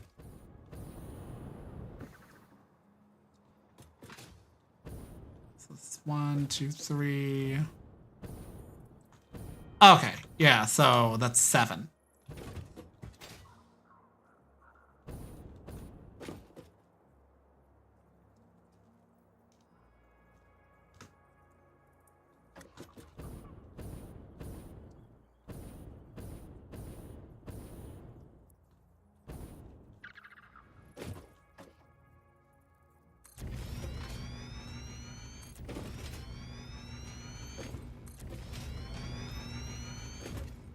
Ah, I gotta wait.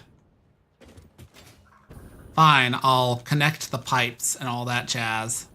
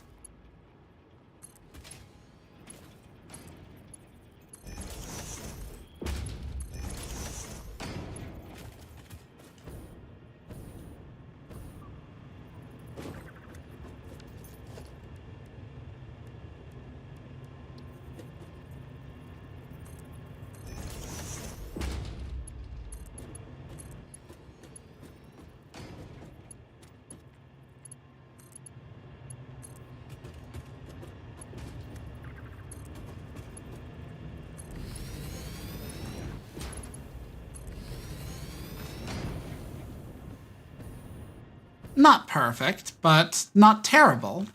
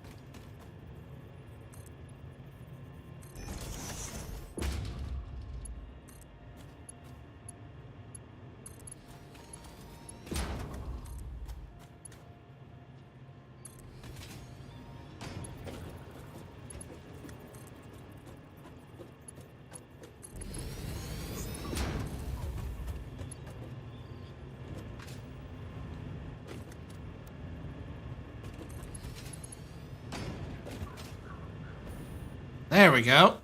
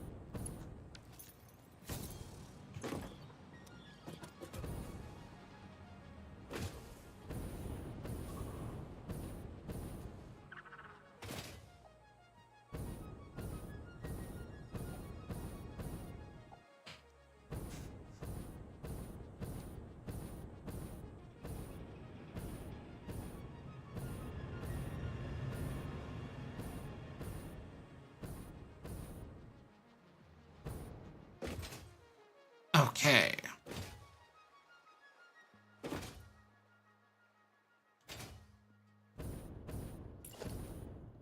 Okay, plenty enough for now. Nope, no.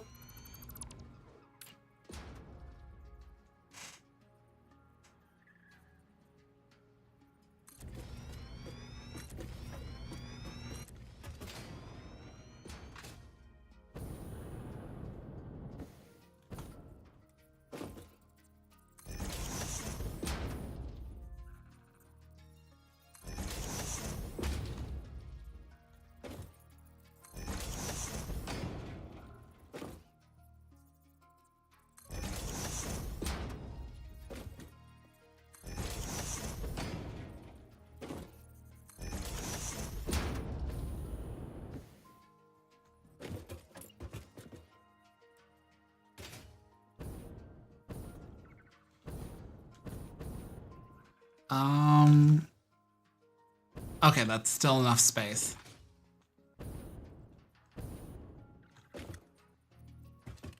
Actually, no. I'm gonna break that one down.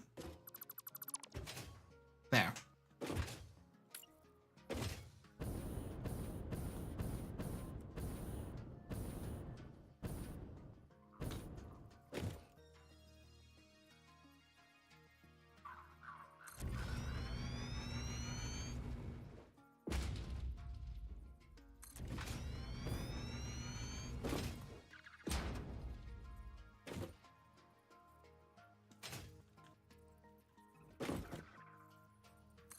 Go into place.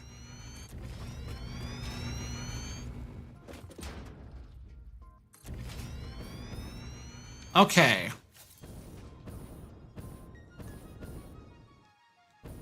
2, 4, 6, 8, 12.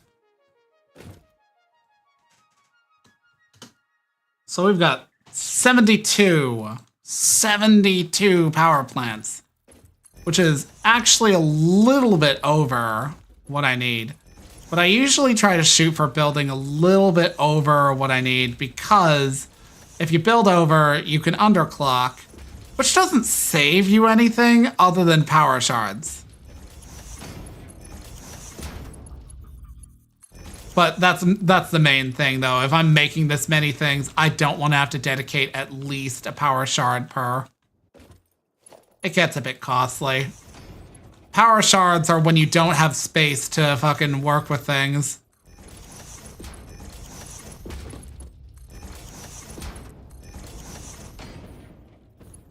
Okay. Organization.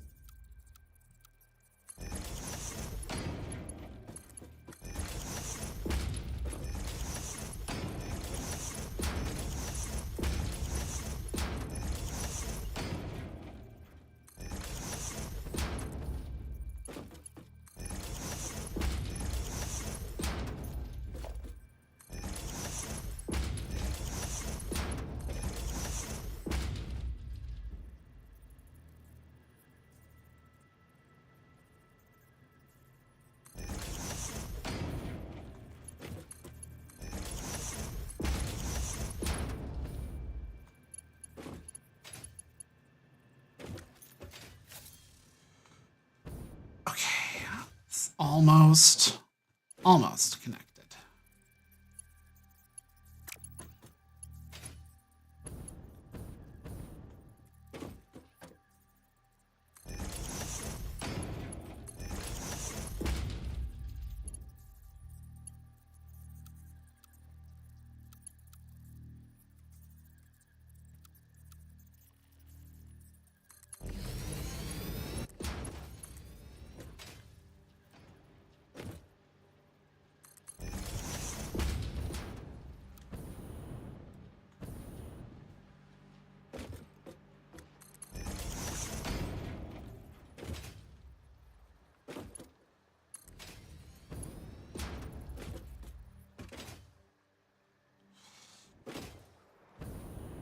Okay, so this is about ready to hook up.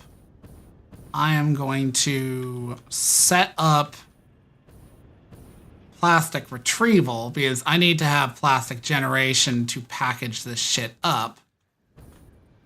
I'm going to set up a release valve so I can just run it off to the side a bit.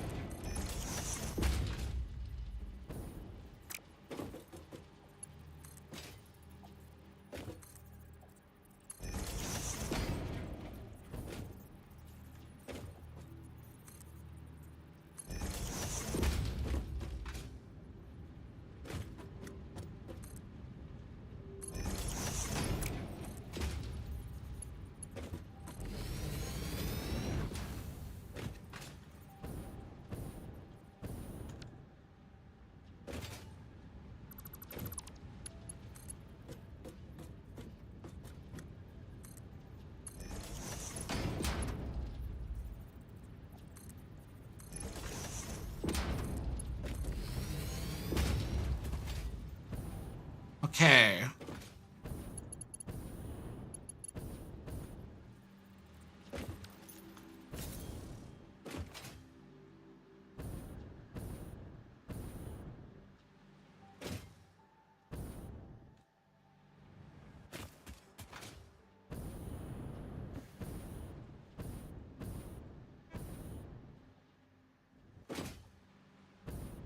Actually, you know what? I'm getting rid of that.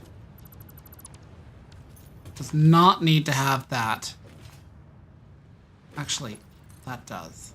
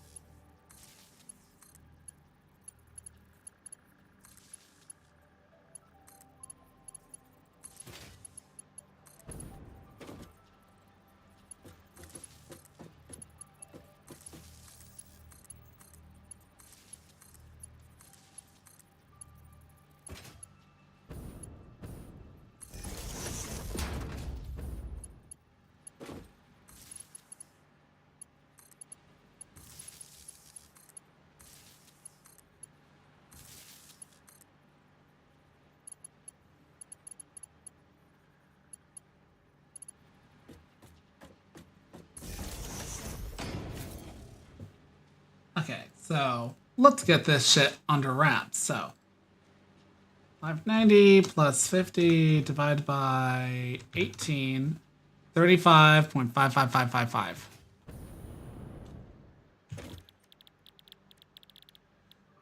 Heavy oil.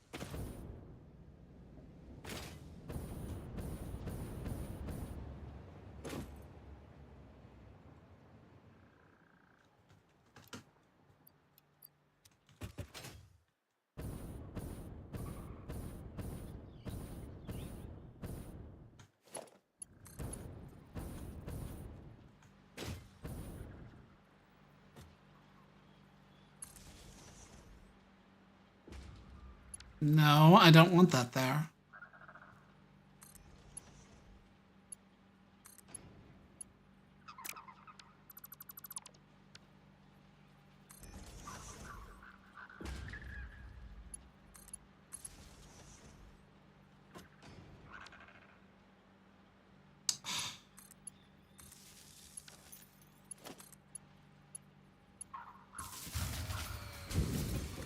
What do you fucking mean?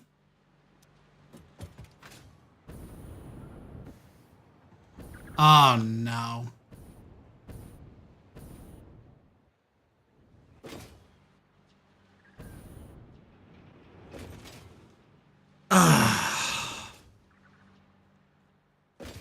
It's gonna require a lot of power just to run.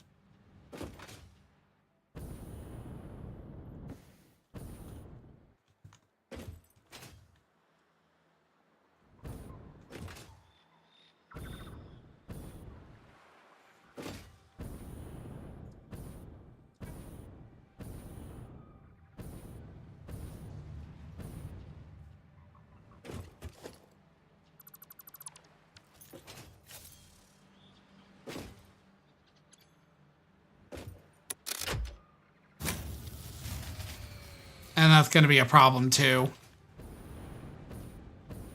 Okay. I have to go back to base. And turn everything off.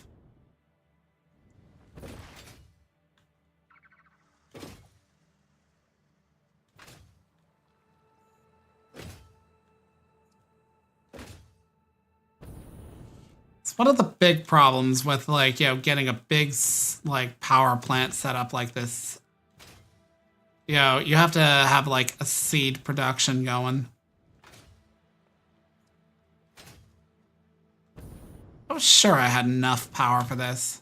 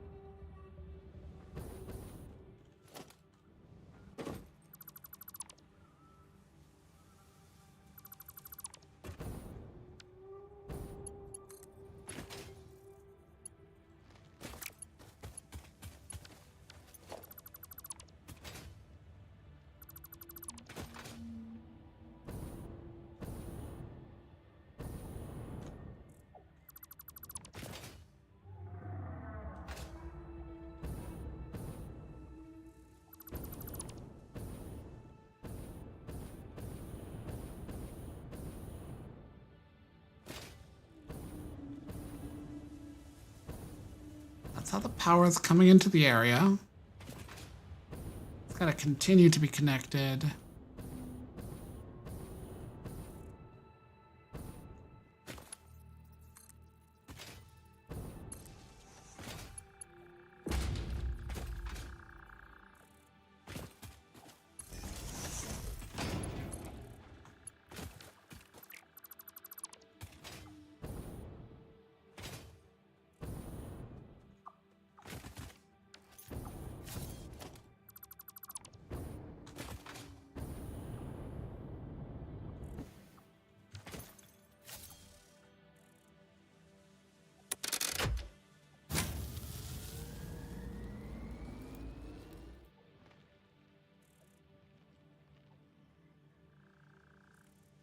Okay, max power consumption's way down.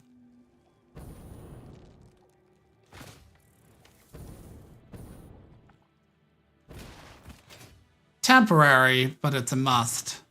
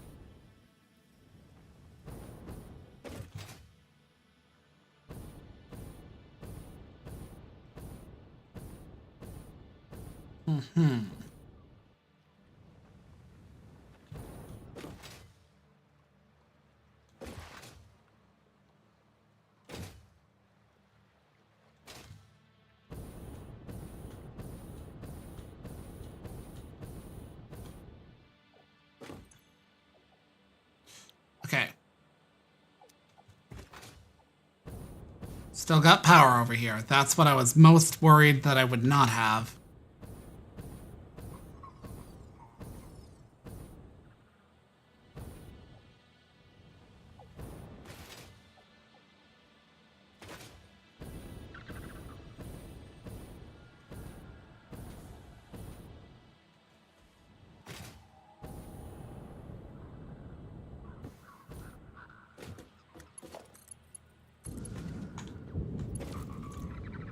Oof. Yeah, that's a huge spike. It goes from 3,240 to 3,700.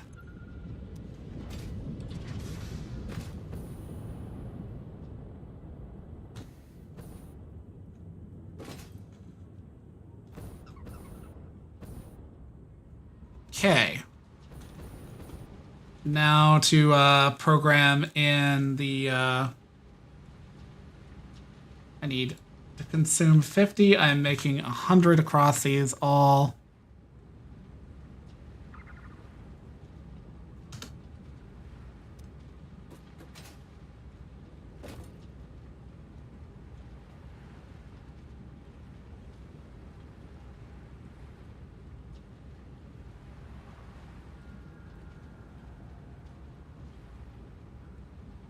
I believe that would be 16,666. So I'm gonna make that.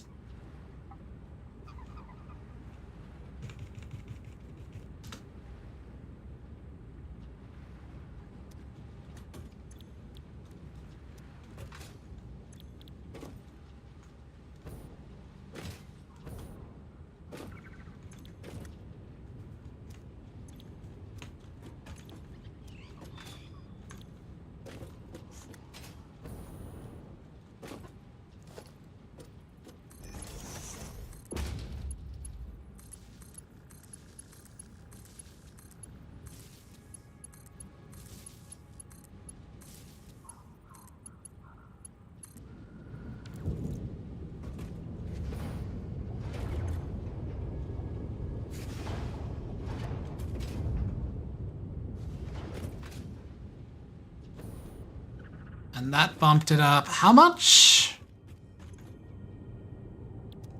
Okay.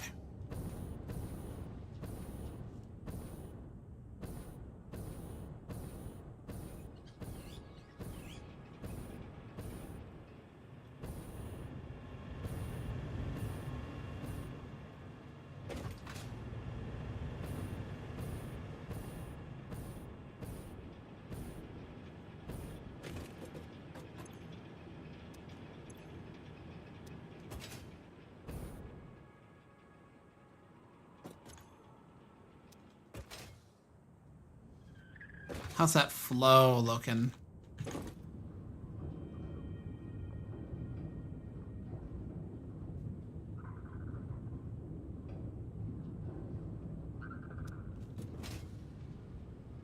That's all I care about.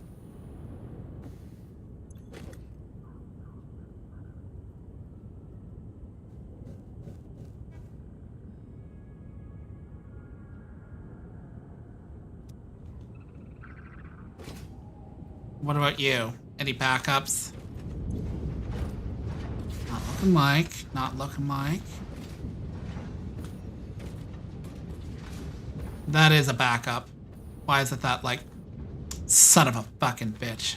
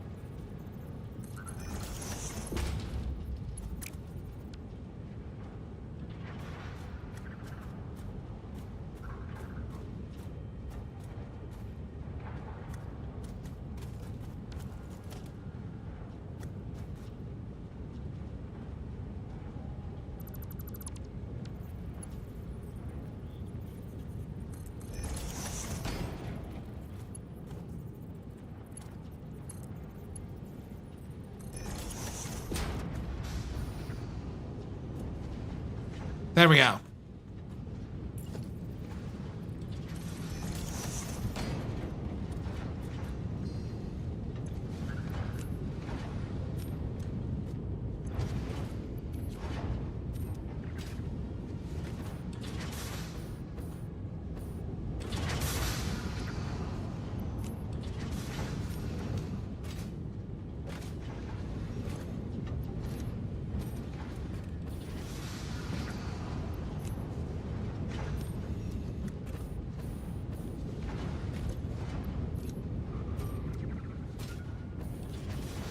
And here goes the troubleshooting.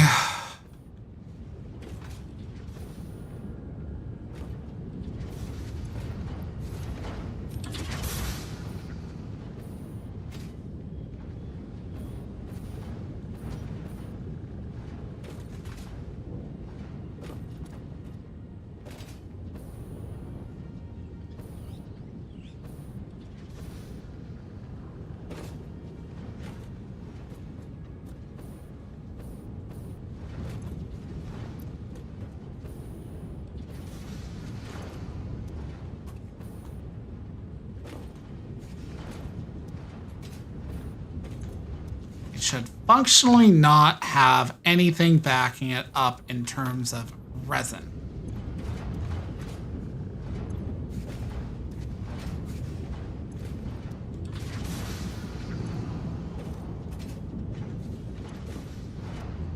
That should not be a problem. What about you?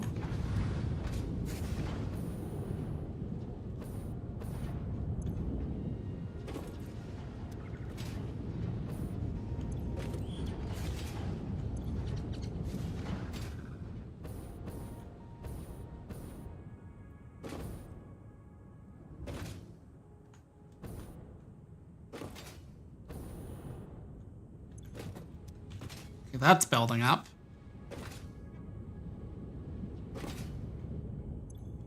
And that's building up.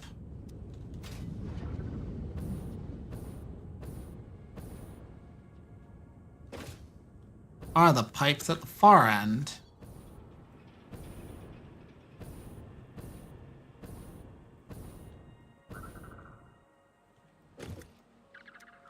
Yep, okay. I can work with this.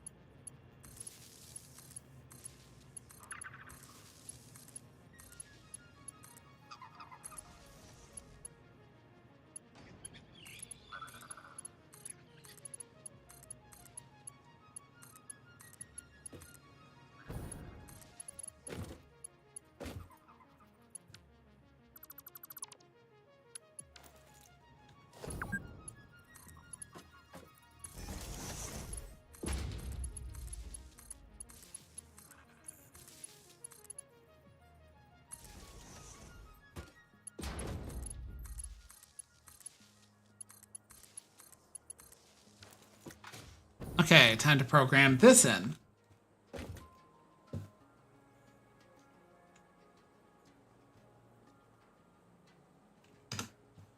$472 divided by 16.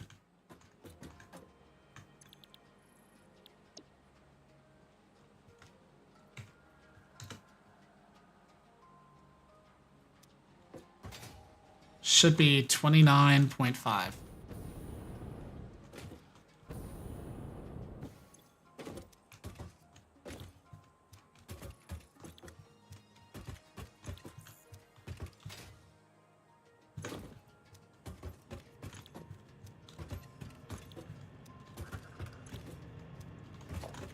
I can get this to parity, to fucking complete symmetry, I will have an absurd amount of power.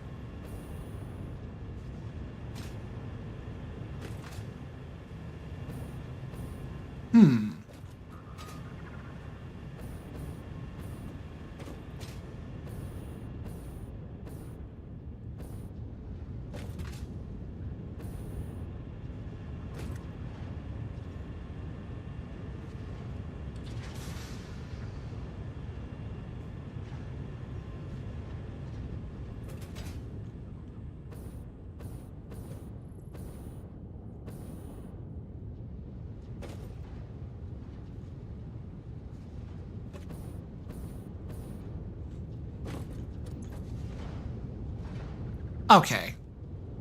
I was worried I would have to start doing some, like, eccentric shit, but that's starting to get enough material. What about you? What's wrong with you? Oh yeah, that would fully explain.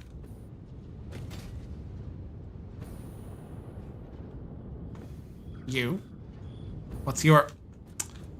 And that's your problem.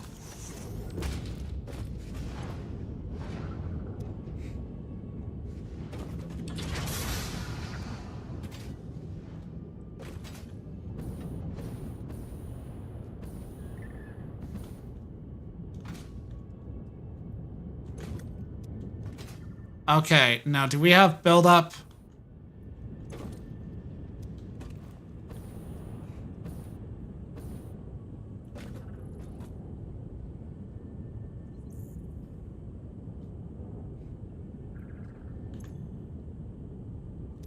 I don't see any build up.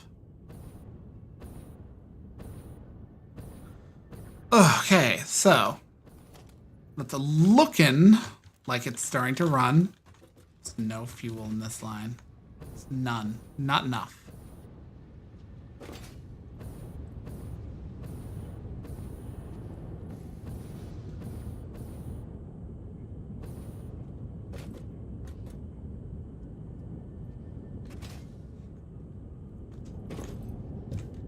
But this is all running 100% so far.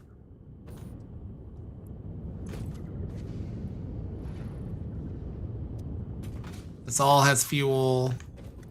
This all has fuel. This will basically average up to 100%. This will average up to 100%. This will average. This will already is 100%. I've got my turbo oil ready. And now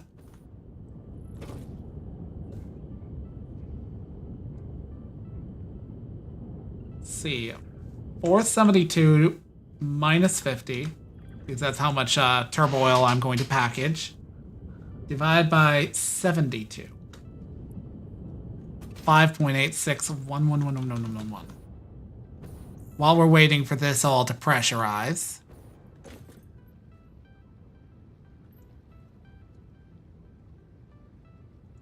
Let's see.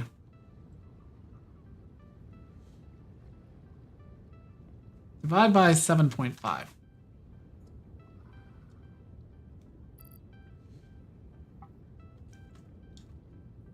$78.148148.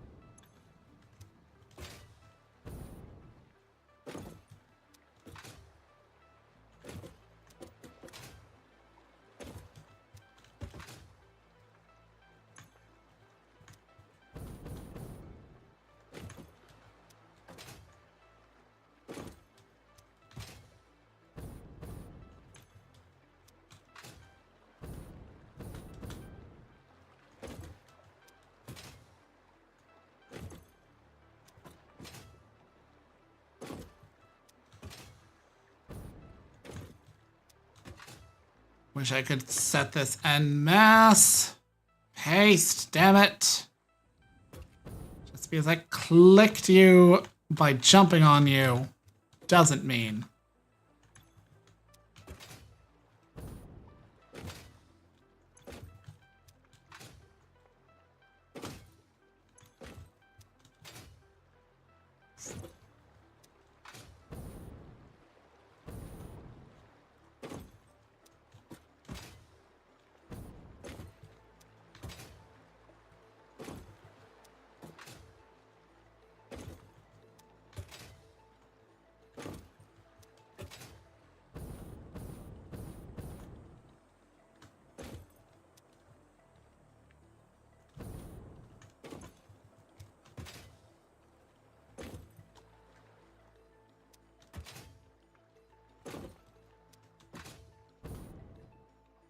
Da da da da da da da da da da da da da da da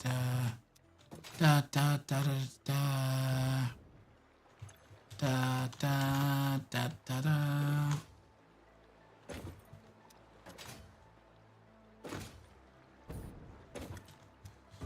Ah.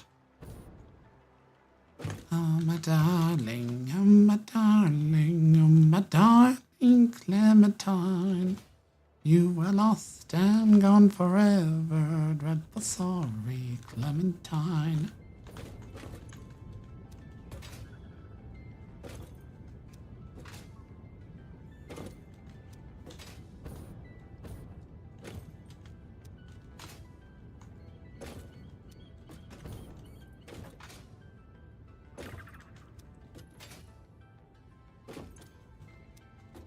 Ugh.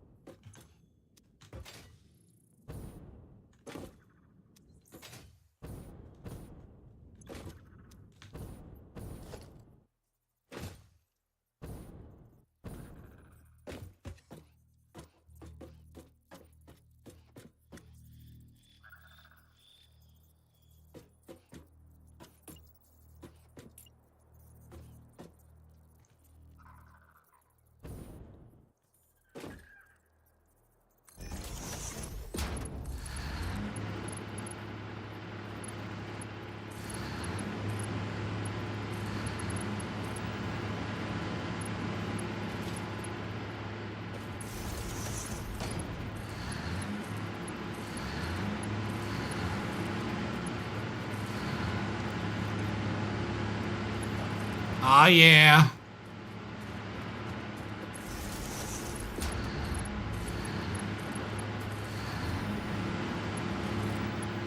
Oh yeah.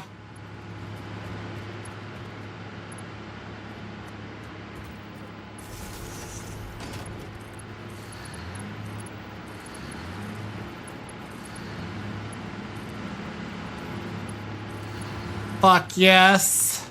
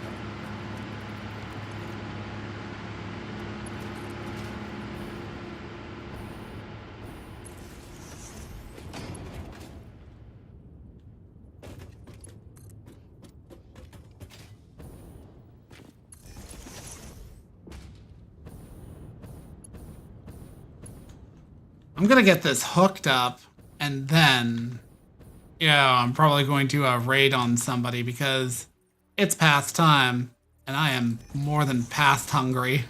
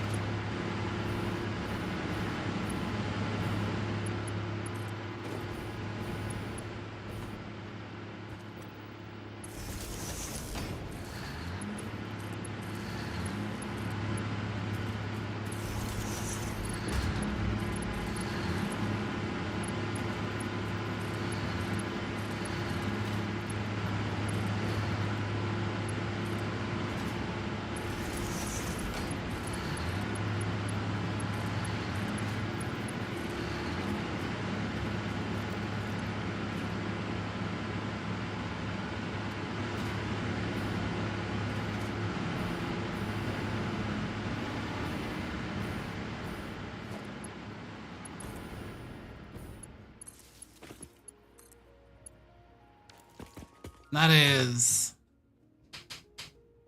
1,300 power. Give or take. Let's see, no stutterings in the line, no red.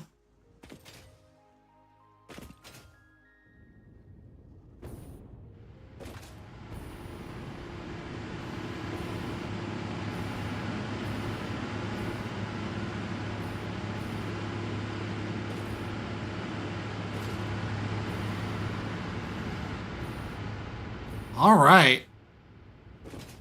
And with that, the red oil power expedition is coming to a close. Next time, I'm going to set up the packaging of red oil, and you'll get to see what it's like when I blast around with turbo fuel. It doesn't last long, but it gives you a lot of fucking lift. But until that point, one sec, I'm going to, the what? The great turbo, the great red oil energy expedition. Because I just made lots of fucking energy. My power grid spiked that much. Went from 4,000 to 1,800. Well, 18,000. Anyways, let me see if there's somebody who I can raid on.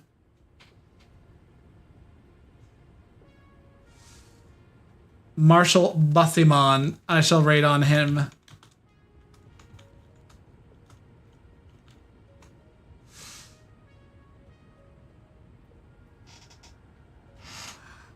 Yeah, it borders on more than the graph. The graph stretches out.